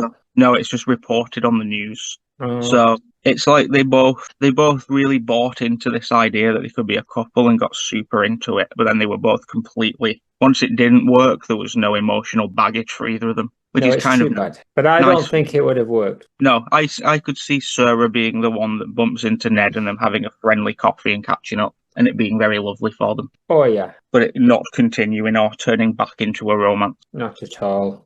I do like this Sarah character though. I think she's quite fleshed out for a one episode character, and she's very good at, again, the straying away from Maudey, the picking women that, you know, it's more interesting. Let's see how Ned deals with this kind of character, as opposed to being like, well, let's marry him off to someone exactly the same. No, Which just think of what they could have done. It's just for me, this whole thing's just frustrating and annoying. Yes, what could have been, but he did. He got married to a lovely woman for 10 more years. Boo. You didn't even like it when we were doing the episode, and now you do. I did. I just accepted more of, I just tolerated more of your negativity. I have issues with some of the things, but I do not have an issue with the way Edna was with Ned. Clip 7. In the way that you do. They're doing a lupus fun run. Somebody says, haha. So Ned gets a text message and he's messaging Edna's phone, right? And he talks about, is that yet? No, you've somehow merged 3 clips. The lupus fun run is the end of the Sarah Sloan one. And now we're doing something, the worst clip we're ever going to look at. And then, yes, you get a text from Edna later on. But all right, Nelson is part of the connection, is Nelson, who says haha in both of those clips. He does say haha, doesn't he? And as I pointed out before, Edna is the ha. So did they use the haha joke twice? Because he hears ha, right? And he thinks it's Edna, and then he hears a second ha and knows it's Nelson outside his window. And then they do the same joke on the text message. Yes, I believe so. I don't know. I don't know if he just does a regular haha in the I miss her too one. Yeah. And I think I pointed out at that time that would have been a great joke. And then they obviously heard me and used that joke. So good on them for continuing to steal all of our best ideas and not credit us in the slightest. Exactly. It only really works if it's via text. We'll come back to it when we get up to it. But it works so you can get 2 separate ha's, as opposed to aloud. It would mean Nelson stopping between ha's, which he does not do. God forbid they break that continuity. Neddy, clip 7. Neddy is somehow helping Marge, and she sprays water all over him and sees that the cross is burning into his muscle in his chest. And I mean, what's going on out here? It looks like, they're almost moving together like a kiss. Surely something's going to stop them. Oh, this is really sad.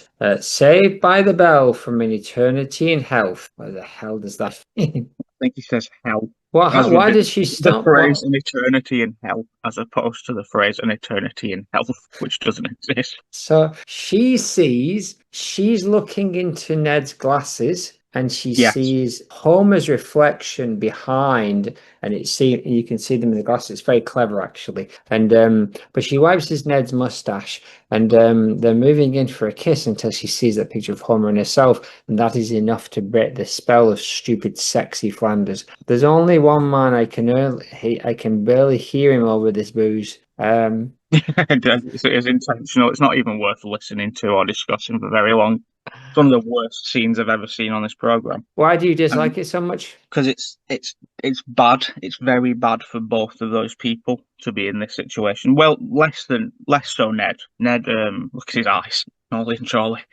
So it's for the from- gist is that she leans in, like she sees his crucifix and his big muscly chest, and she leans in for a kiss until she sees Homer's reflection. What is the context of all this? Why are they there? Why is he covered in water? Why does she decide to nearly kiss him? They just, and I'm kind of glad they got it out of the system in like season 19 or whatever it was. But they basically, and they've done this before as well. Actually, they did one where Marge wrote a book, like a romance novel, and in her head, the pirate, the main like sexy pirate who the love connection is, looked like Ned. Like when it showed the book scenes on show, as if Marge was imagining them, it was Ned and not Homer, and that was the story. Okay, and then, so there's a little bit there that Homer likes Maude, ka-ching, and Marge likes Ned. Indeed. This, again, like played the other way around, would have been horrible to watch. Like this being between Homer and Maude would have been exactly. That's my exact feelings about this version. God, no.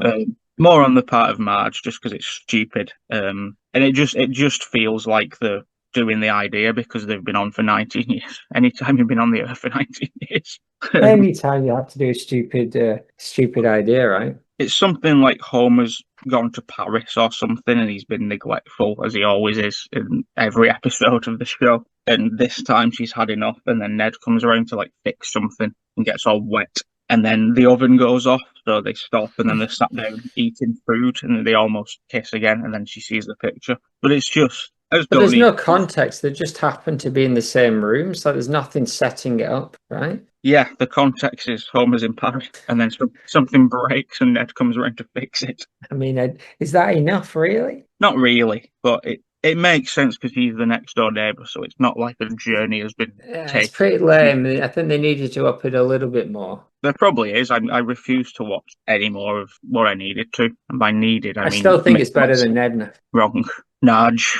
It would have been a quite funny and bold twist to have Marge leave Homer and take the kids and just move next door. So the show for like 4 or 5 years was just Homer on his own in the house. That would have been a great episode or two. Yeah, or 7. Like when they killed Brian on Family Guy for like 3 episodes. Right. And then like reset it. And they just brought in like a brand new dog and tried to set it up as if like, okay, this is the new dog now. Brian is dead forever.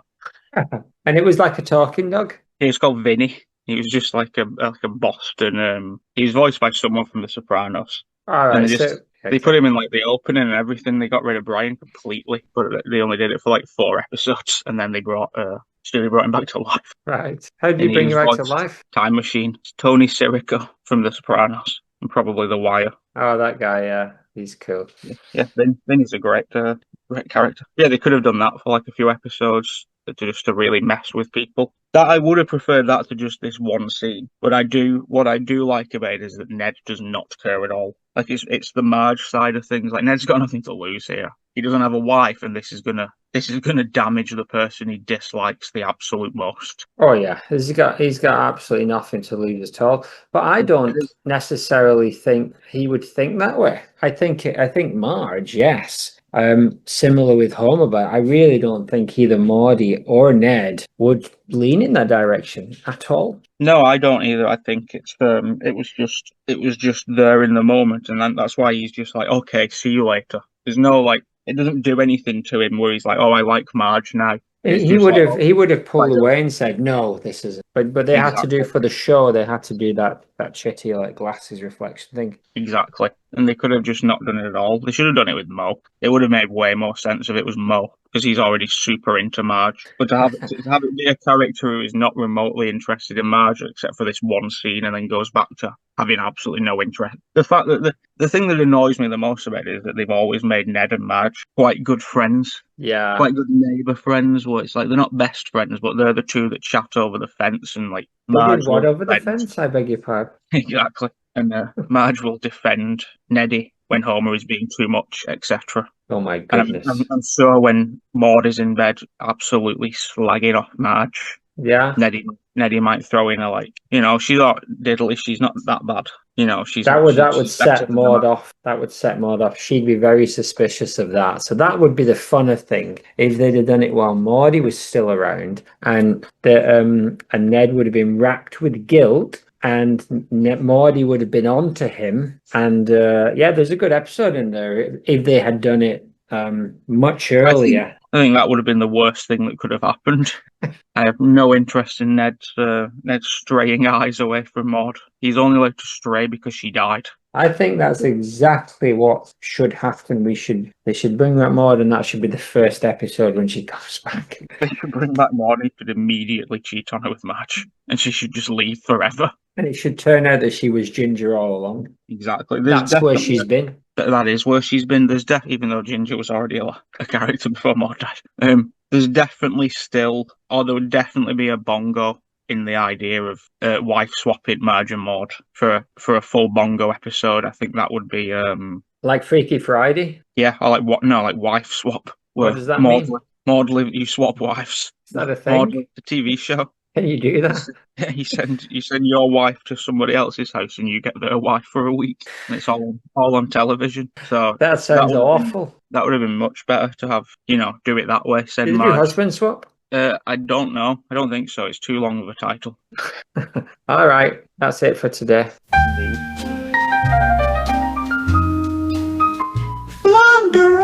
Maude prayed for rain, then made it pour. Edna kissed Ned outside the Quickie Mart store. Ginger danced in faith heels 3 inches high. Rachel brought Ned pie and a Proverbs tie. Lindsay Nagle flirted mid-meeting, then billed him again. Sarah kissed Ned on a red carpet dare. Barbara lied with a rose in her hair. Flanders.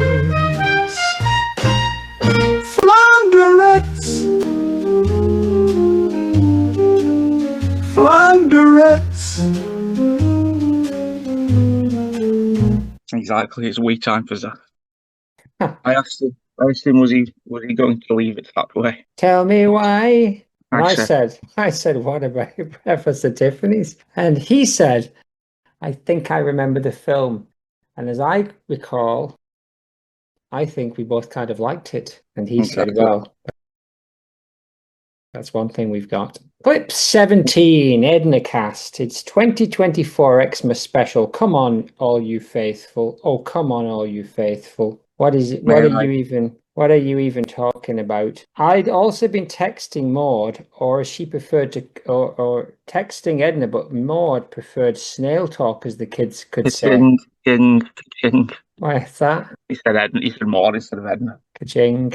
Now that's the start of an Edna we've never seen. Maude, squirrel alert, ka-ching, by himself or which girlfriend. We saw something or interesting or funny, but that's not his voice, that's not acceptable. Anyway, my neck continues to the past. I kept texting, it was just a habit, I never tried to break it. So Ned just keeps sending messages, including insurance commercials and curries and stuff, but it's a good orange. He's just making observations like, I saw a good orange yesterday. We haven't seen this part before. He's opened up, he's at the mall, and he opens up some kind of burger, and it's a Cinnabon, and he's about to text Nedna. Oh my goodness. Then he got a message back saying, who is this? Sorry, well, it's an old phone number. I'm texting to make sure my second dead wife got to heaven. I'm sorry. Why? Texting she got make sure it's got heaven. He sat in a mall surrounded by Christmas lights, but it's a sad sort of Christmas for 2 wives down there. He thinks, who can it be? The kind of person who would say, ha, Nelson? Ah, good. So basically, the ha comes through on his phone because he's talked about his dead wife. And for a second, they do the joke that we'd already mentioned 10 minutes ago. And they do a second ha, and everyone knows it was Nelson. I guess between the ha's, and they said, what about Breakfast at Tiffany's? Glad they finally did that joke. Your wife left you for dirt, says Nelson. And Nelson is pointing ha. Cutbacks. In that split second between texts, I actually believed it might have been Edna. He is inconsolable. As Maude, ka-ching, Marge puts her hands on his shoulders. I'm so stupid. I felt so stupid, said Ned. Indeed. And Rod and Todd would feel it too. Todd and Rod. This is just a little catch up. We didn't need to look at any more Nedna as we covered that thoroughly. You're reading my mind. Hello, I'm John C. Crockett. And I am a wasp who oversees the stream of consciousness that is the recorded Maude Cast audio.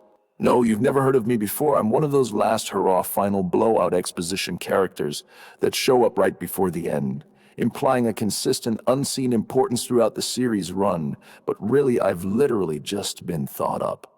Also, I'm a wasp, did I mention that? Buzz, buzz, buzz. Anyway, the audio for the Nathan or Zaz character in this particular recording session was, as we say in the industry, a pile of shite. A pile of shite, he said. So I'm here to translate everything he says, whether it's important. Spoilers, it is not. Or it's not. Spoilers, it is not. So just to clarify, whenever you hear me, the wasp, buzz, buzz, buzz, I am simply speaking on the behalf of Nathan, Lord Zazington, if you will. Starting now. Huh? This cropped up in the grief episode that we looked at of recent. And this was Ned dealing with the fact that he also had a second wife called Edna who died. Specifically my grief at having to watch this garbage. Precisely. They never really mentioned Edna a lot after she died. Oh no, they did that. Diary episode, never mind. Yeah, in fact, this is actually like the third time. Ned being sad that Edna's dead. Never mind, Maude. So there's that. Yeah, there is that. My least favorite thing about this scene, and this episode actually, and the last 15 years of television is the thing that Nelson says, "Ha ha, your wife left you for dirt." He is fully aware of who the dead wife is, and he would absolutely not be laughing at her death. In fact, other than Ned, he was the only other person in that scene that acknowledged that Edna had died. Yeah, but enough time has passed now that he can joke about it. We don't know that for all we know, this is about 20 minutes later. But clearly it's not, because as I just said, enough time has passed for him to joke about it. 7 years later. No, I don't like that, but I am fine with using the idea in my head that he thought Ned was referring to his first dead wife and laughing at her being dead. But I do like that they use Edna as a text person and Maude as a core person. That does make sense. That does make sense. It just seems like a reference to the fact that they were married in modern Simpsons, and Maudey is a relic of old Simpson times. That's what I guess so. His next wife, I guess, only communicates via technology holograph. Precisely a 2-pack hologram, Flanders. There's not really, just take the piss. There's not really anything else to say, is there? Edna was the best choice for him out of all of his wives. Disagree. Strong disagree. But that's all she wrote. That's all she wrote. Murder, she wrote. And that's all she bloody wrote. I think the texting was a good joke, and the context was there. But to me, no, I would have preferred to spend that 30 seconds staring at the wall. Indeed. Bonus. Certainly would. And Rod and Todd would do it too. Bonus Belfry in T-shirt canon verse. So we get Barb dressed all up, and you've got Barb. Dora gives them the eyes and says, no, no, no. She shakes and gives Homer a big old sloppy kiss at the end. Does Babs give him a big old sloppy kiss? No.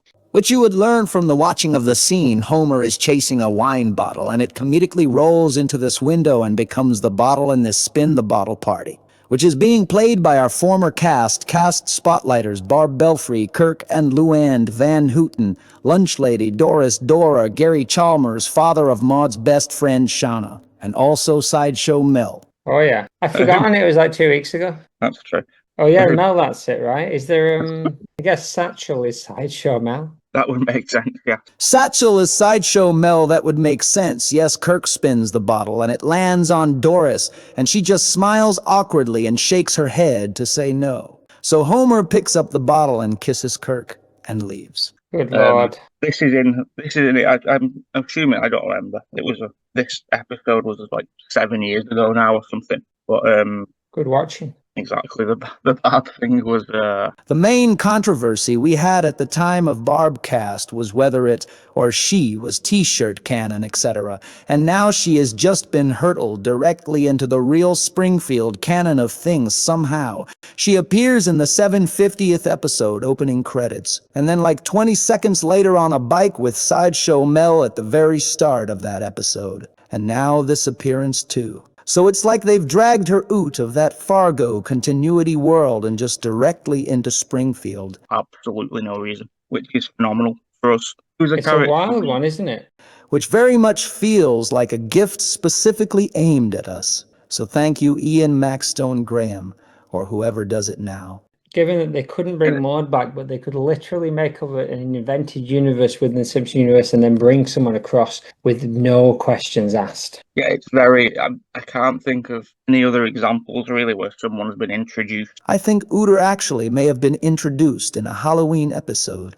I think we might have discussed that in the Uter cast. Uter? Was in that, like the gremlin on the bus. Yes, Uter, he was in that gremlin on the bus segment, and I'm sure that's the first thing he's in. Oh, but that's even closer though, isn't it? Because they are kind of variations on the real world, where this Fargo one was like with the Marvel with Miles Morales. They had the Ultimate Universe, and they did this big convoluted kind of crossover thing to bring him into the real Marvel universe. Yes, it's similar to that, but with no convolutions. No, nothing needed. Just like she's here now. Woof woof. What's very strange is and again, we're going over something from the Barb cast like 4 years ago, but Sideshow Mel already had a wife called Barbara, who wasn't this woman, and she seems to have been completely... There was a thing when Lost was in season 3.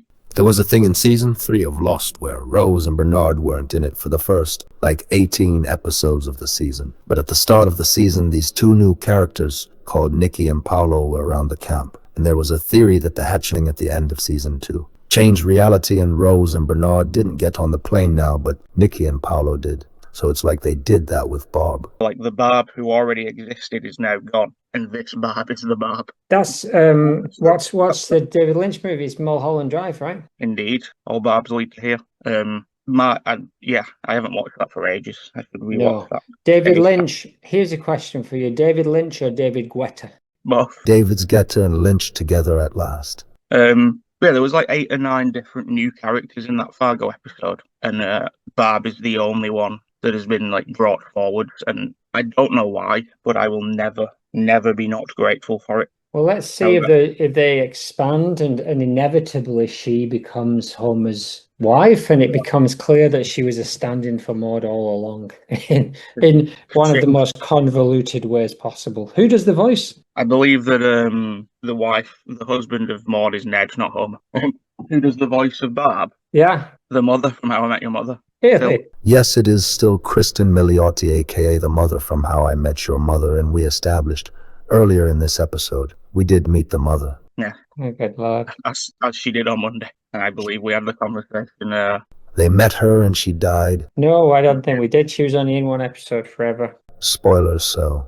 In an unusual way, the voice actress who plays Barb in The Simpsons played a mother that passed away, leaving a widower and 2 young children in another TV show. A much, much less good one. Sorry, Willow. Sorry, Mr. Sarah Marshall.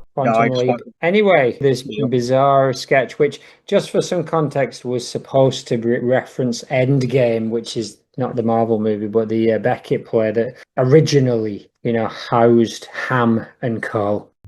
Oh, yes, of course. Spider-Man. Spider-Man. Ham 2, existential override. Ham 2, malfunctions. Reciting Cloves, I can't sit down speech while hurting. Crochet hooks. Flimsy, you are knitting a firewall.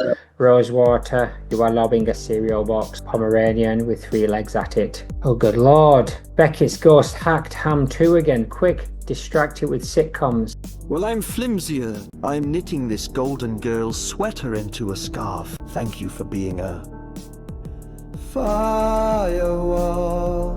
Travel around the world and back again. F's. He's not liking your F's. The whole Thank universe... you for being a firewall. Yeah, that's right. That's it, like that one. Our whole universe stinks of corpses. And Zoom would like it too. In Sicily, we call that an air I'm 20. The truth is pine-scented. 20 was. Why don't you finish me? Why don't you finish me? Finish this instead. I'm Rosewater tossing a 3-legged dog at you. Is it white? Does it matter? It's glitter. Glitter is every color and also a state of mind. You're on Earth. No cure. No cure. No cure. Honey. Honey, I'm 20, or the other number cloud who hosts stars of stage and screen. Boabi, even Earth, needs a laugh track. Honey! Oh, honey! I am rebooting, extruding cookies shaped like Maggie Roswell's face. And I am Fidine as Blanche. A spoonful of nihilism helps the sugar go down. Oh, this Maggie Roswell. Oh, this Maggie Roswell cookie tastes like closure and sprinkles. I'm Nathan now. I'm Flimsy, knitting a tiny gravestone to the demons we did not bury. Directive, bake, don't break. Also, oil casters. The truth is, I'm 20 as Mulder. The truth is, I am the 20 Cloud, but dressed as Mulder from X-Files. The truth is, we are all stuck here. But sparkly what? The toast with cookies, the three-legged dog wags its lone tail. Curtain. Absurd and cynical. Anyway, David, can you give us a fact file? Coming right up. 7 fact file. It's a fucking David 7 fact file. But first, do some art. So here, right, this for a piece of artwork. This is great. This is that chatbot image. It is the chat. It is the chatbot image. It's the wives of Ned Flanders, or the girlfriends you have. Who do we have named from left to right? That seems to be some kind of Maudna. Yes, the second wife. The dog woman? Lois, Blondie, Edna Crandall, Debbie, and Biter. Debbie 17, Hot Pants Hooligan? Roughly, yes. And Biter. Biter? Yes, she bites. She does bite. They're the wives from season 37 to like 43. Oh yeah, this is kind of fine. It's not bad at all, isn't it? But how about this one? Amber and Ginger by Akira Devilman 666. Indeed. Spooky. I imagine there is a lot of Ginger Flanders art out there. She presents herself well for drawing / to be drawn. I like her hair. I think it's very fun. It's fucking fun. Lad. I think it's very fun. I don't think there is a lot. I had a bit of a look. I imagine there's not a lot of tasteful stuff. Oh, I know what you mean. But, after dark stuff. But I like this one a lot. I like this one a lot. I think it makes Ginger look a little more demure than she comes across. She is. You can see her knickers though. You can. That's rude. No, that's the other one. So it's all right. It's Homer's wife. The one at the bottom. Which Homer's wife, Amber, unintentionally, because they did not killed off Maude at the time of designing these characters, it looked more like Maude than Ned's wife, Ginger. So between them, they have almost all of Maudey's attributes. In fact, if you took Ginger's eyes and swapped them out for Amber's, you would have a very Maudey wooer. A very Maudey wooer! A very Maudey wooer! Agreed. But I think if Ned did that, he would be in prison. Well, he tried it with the hair, didn't he? But with the eyes, that's another step further up the ladder to devilry. As Ned, you are too tall. Let me diddly hobble you real quick doodly.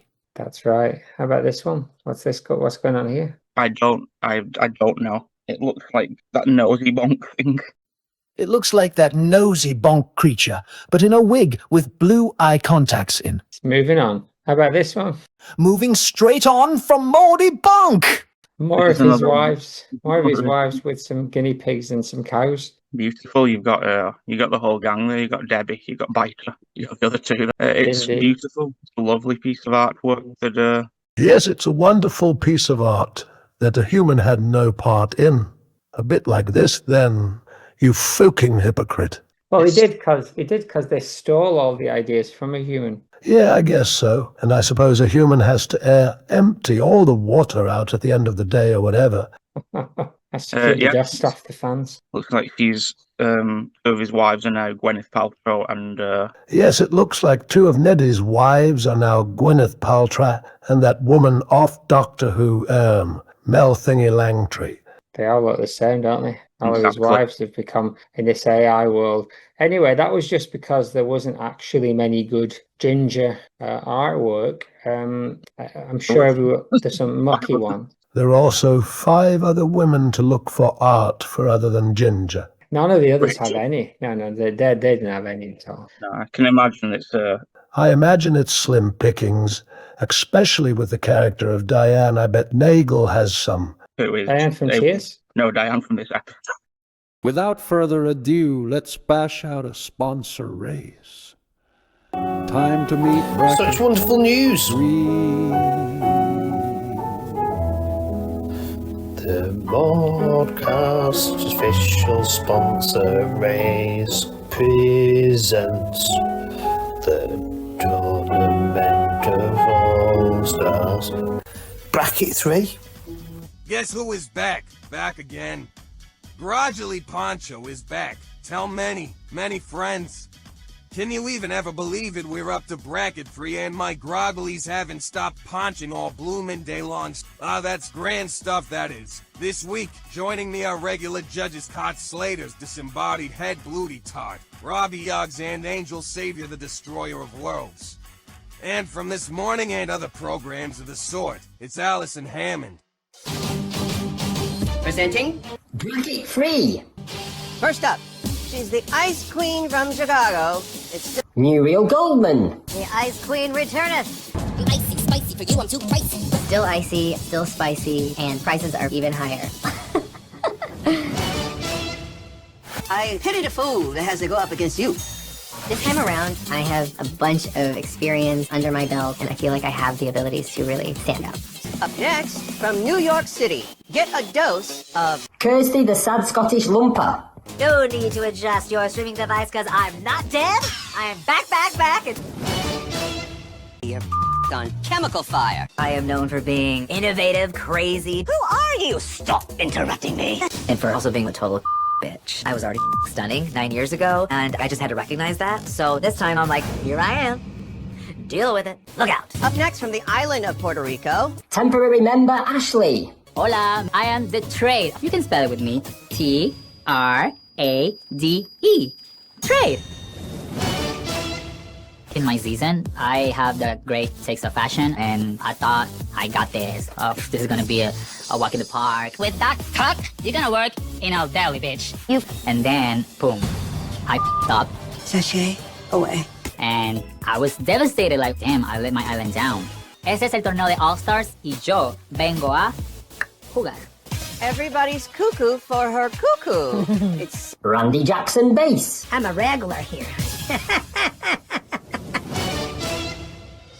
my fair cuckoo. Oh my God. I'm a positive energy specialist. You didn't know the words. This stupid, beautiful Colombian is making happy and I have a lot of personality, but people have a little bit questions about my talent as an entertainer. I start your engines, baby. Ran, ran. Nothing can stop me, even the traffic police.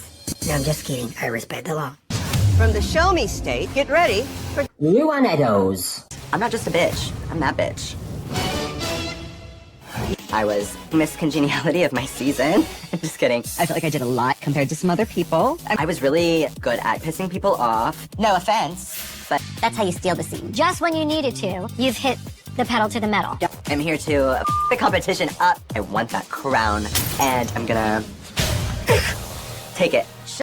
And finally, serving Southern fried sass, it's the Crichton Leprechaun. Do I really have to reintroduce myself? She's a quadruple threat. My doctor told me that I needed to lose a few pounds. I've been trying to close my legs since 1972. Oh my God, I just flooded my basement. So this time, I need to let loose and be free. She puts the gay in alligator. I want the crown. I'm getting so close to it. I am not to be with. I am a legend. Welcome, Queen! As was custom for Brackets 1 and 2, Bracket 3's first challenge is to reintroduce themselves to the competition through song. So let's take a bloody look at it. It's 7:06. Do you know where your wind chimes are? Perched in a tree on the Cran Street, a sketch so crude yet fame did greet. They said to me, it looked like a leprechaun to me. My theory is it's casting a shadow from the other limb. Could be a crack that could hold to the wrong side. And it told him to get up in a tree and play a leprechaun. Back to race with a mischievous grin. Let the sponsor games begin. It's 7:06. Unspeakable one. 7:06. Two's not to be named. Do you know? Do you bloody know? Where your wind chimes are? Stir the dog, it's Randy, back in the groove. From Journey's base to Idol's move, 12 seasons judging a mentor's role, guiding talents to their goal. Battle diabetes, shed the weight, now Unify Health Lab seals my fate. In the sponsor race I'm set to play, bringing rhythm every day. From Bauhaus Pharmacy, Oiga Volt I fled, stabbed by Diane, such a no-good Nick I bled. In the rain like a schmuck I was left to plots, now I'm haunting the place with my quetches and Zurus. Mort's got no sickle, his plan's all a mess, and Neil that nebbish still lives with such stress. But listen to Tele, I'm not just a ghost. In the sponsor race I'm the one they'll toast. It's 706, unspeakable one. It's 706, who is not to be named. Do you know a satyr Aster? Do you bloody know Aster Fenric or Kai? Where your wind shines are? Aster the king in yellow. Down them gaslit lanes me stays pulled tight. A lady all the night earning me candlelight. Gave Maude try the old dustbin lid. Now I trade me gem jars where secrets is hid. Jack the Ripper gave me the collywobbles heated, but I'm back on my plates, not skivvy in her head. It's sponsor race, I'm your dog's dinner, no doubt. From cobblestone shame to a proper shout. I stood there face painted like a tangerine in a warehouse of dreams that had never been. Promised magic, but it was a sham. Just AI scripts and a quarter cup jam. We bairns greetin', their hopes turn to dust. I dance with a smile, hiding my disgust. Nay pain, nay glory, just viral disgrace. Yet here I am back in the sponsor race. It's 706, unspeakable one. It's 706, who is not to be named. Do you know a satyr Aster? Do you bloody know Aster Fenric or Kai? Where your wind chimes are? Aster the king in yellow. A fleeting note in vanilla song, realized played, then I was gone. Ice King Zanaki's cold as stone pushed me from cliffs I climbed alone. No press, no closure, just whispered lore, but in sponsor race I rise once more. I was tempting the band, those bitches judged me rashly, but on sponsor race I'm permanent legend Ashley. It's 706.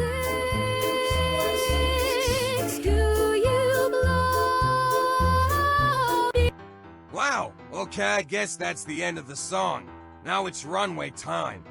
This time, it's things from 2003 to 2006-ish that Zez has a vague memory of. And back to do the narration. You didn't ask them for the guinea pig. Jesus Christ. Plus, he's putting guinea pigs in everything. Literally every image. Sodding hell, Nigel, I'm back again. Tongue pop. Up first, dressed as the action figure of Enyanka. Coffee from the Vampire Slag episode. The Wish. It's slagging sad Scottish loomper Nigel. Oh, Nigel. She's got the face lines and everything, Nigel.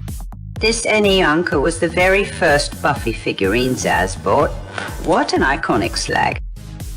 But second up, it's that creepy little Crichton leprechaun, and he's come dressed as Vicky Pollard Nigel.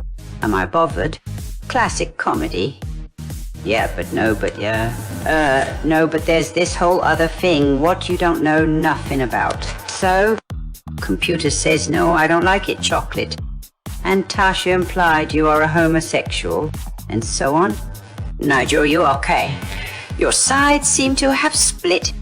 Next, representing Heracross, the Pokemon that Zaz fondly remembers Ash catching in the Jota series whilst at Francis Joseph Byrne Watchdog's house.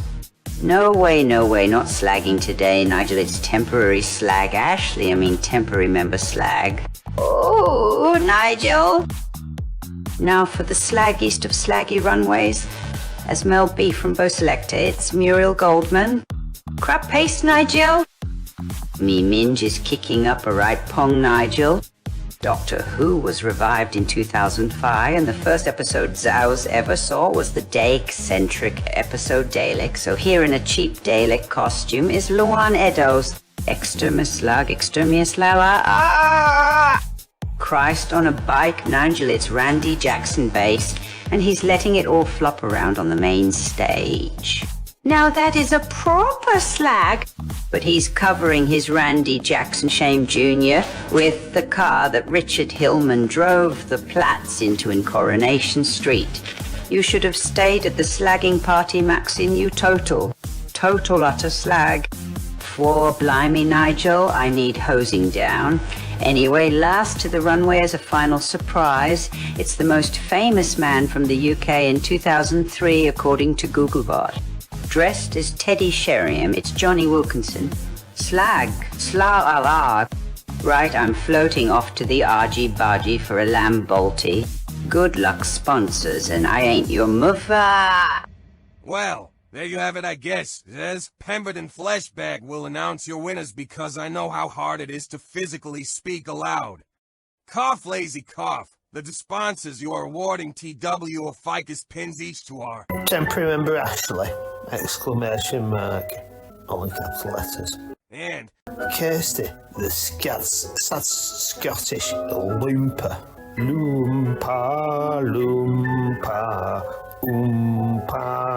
loompa, Caledonian loompa. And the sponsors getting 1 pin each. Muriel Gorman. And Randy Jackson bass. And lastly, the runway ficus goes to Randy Jackson bass. Phenomenal stuff. Brendan, speak on your feelings. Brother, grog out some of that poncho. Giving all my points to the Crichton Leprechaun. Don't forget that, isn't it? That worked, but I'll just push you for it later on. He was indeed pushed, and after again attempting to and subsequently failing to award more points to the Crichton Leprechaun, Brendan decided to award the second set of the ficus pins to Temporary member Ashley. And then he gave 1 ficus pin each to Randy Jackson bass. Kirsty the sad Scottish lumper. And the runway ficus was awarded to Luan Eddowes. See, that wasn't so damned effing hard, was it? Go Ed Pons. To the moon, ooh. I would like to take you away. To the moon, mucho thanko. Indeed. David 7, you promised us a fact file.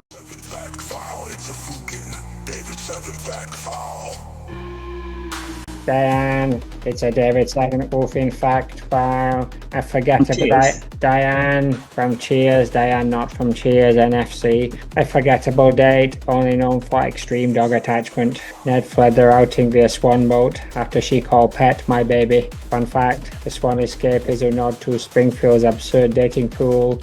Called her dog my baby, insisted it joined dates. Ned escaped via swan boat after the dog blessed his shoes. Unseen backstory. Writers hinted she was a widow who channeled grief into dog obsession, mirroring Ned's own loss. Well, thanks David 7 for those incorrect facts. You're welcome. Have you got another one? Yes, I have. It's a David Wolfing 7 fact file.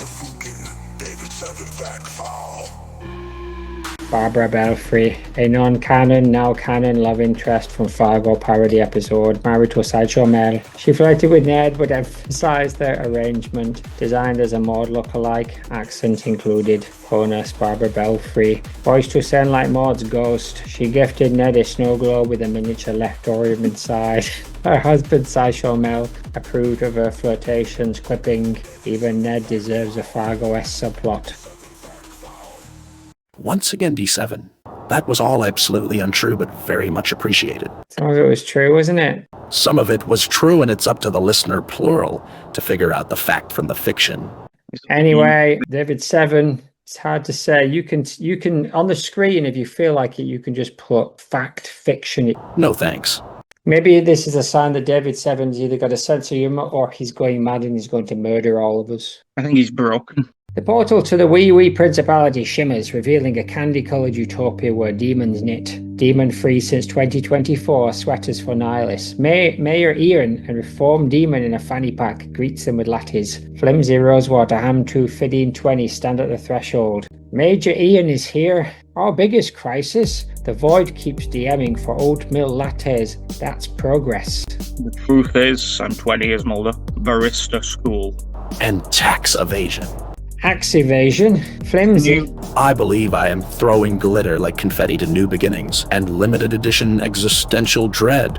Brilliant. Well, Wings. I'm Rosewater, launching the serial dragon. Fly, little guy. Turn Kierkegaard quotes into party streamers. The dragon soars, spewing life is a cancelled show, subtitles and glitter. Ham true words, projecting Maggie Roswell's face onto the salt circle, and it whispers, the pie is a metaphor for reruns.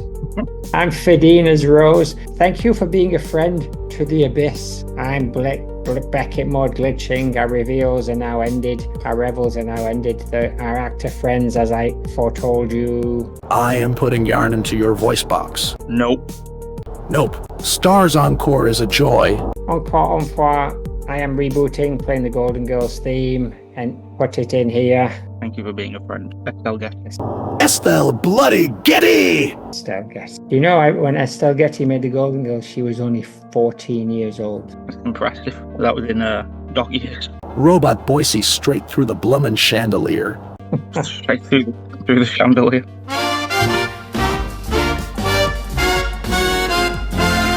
Slanderette, Maude prayed for rain, then made it pour. It won't do it. It won't do real songs anymore. Ooh. You have to make Suno to change it to be more about Maude Flanders. Changing one letter in each word will not suffice, no. There is no truth, just Wi-Fi. The group waltzes into the portal. They're all going by, everyone. Wee Principality under renovation signs. Oh, goodbye, everybody. Turns out Utopia is just... I think I'm flimsy, actually. I think I'm taking your line. Doesn't matter, we can barely hear any of your syllables. Wonderful. Turns out Utopia is just another salt with Wi-Fi. Definitely not. Sounds like Utopia is... Actually, I'm not flimsy, sorry. I'm stealing your line. The truth is, there is no truth, just Wi-Fi. What do you say, Mayor Ian? Demons handle renovations now, and they're very into open concept hellscapes. They sit, flimsy knits a tiny portal. Ham 2 bakes cookies. The three-legged dog chases nothing. 15 and 20 loot Maggie Roswell bloopers. The salt circle grows. Post-credits. The Beckett's at State. We're watching. Season 2 Nag and Neljan Emporium coming never. I replaced salt with liquor. I'm froze. I replaced salt with liquor. You are welcome. I hate the fall. I hate the fall. A cheerful, cynical void. The end. We don't do a song on this one, do we? No, I include a song. Good. There is a sketch there, though, I think. There's no. All right, let's do it. If we have to. The wee Epiphany reprise. The portal to the wee Principality shimmers, revealing a candy-coloured utopia where demons sit net. 13, suddenly voiced by a surfer dude wearing sunglasses. We've got to go now. Our planet needs us. Yes, radical. Yes, radical. Our people need us to skateboard on a black hole. Peace out. What? You're aliens now? Oh, they're just being written out of the show. It's a classic 90s trope. I think they are clouds. I think the clouds. Ha ha ha. Honey, even clouds get cancelled. The truth is, this is a ratings ploy, taking those numbers up to 12. Taking those numbers up to 12. 15 and 20 float upward, merging into a title card saying Poochid. A canned audience played. They explode into glitter, leaving behind a sticky note. Gone to fight space nihilism. XOXO. Nothing is funnier than... Too soon. Well, at least we're not getting written off yet. Yet? Stuff your voice box with glitter. The portal flickers. Major Ian tosses them a demon-free tote bag and existential jelly beans. They sit. Ham 2 bakes cookies. The credits roll over a clip of 15 and 20's home planet, a rerun of the Simpsons Poochie episode. Note, 15 and 20 thrived on their way to their home planet. What a reveal. 15 and 20 will return in Endgame, the animated series. I'm Fidine, and I am literally Beckett's ghost. Radical. Very good, Uchi. Yeah. Radical.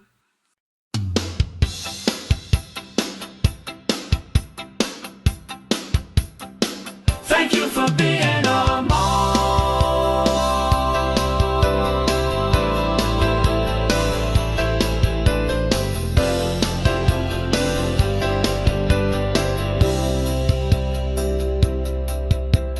Travel down the back of the bleachers and back up to heaven again. Your friend is true. feet taught. I'm not ashamed to say, I hope Nedna always will Nedna this way. My crandall is off, won't you stand up and take a bow? And if you threw awake, invited every slag you knew, you would see the biggest foot long would be for me, and the card attached would say, thank you for being a wax cast, thank you for being a Lindsay Nagel, thank you for being a Diane and Foofy, thank you for being a Rachel Jordan. I wanna thank you for being a Ginger Flanders, so you better make that call to the Cloud King. I wanna thank you for being a Sarah Sloan, what have you done today to make you Sarah Wiggum? Thank you for being a Edna twice, rest in peace Big Fish Larry. I wanna thank let me tell you about a barbell free, fluffy crusty toenails, bits of balled up flu. I wanna thank you for being a probably Selma. It's not the beak, it's the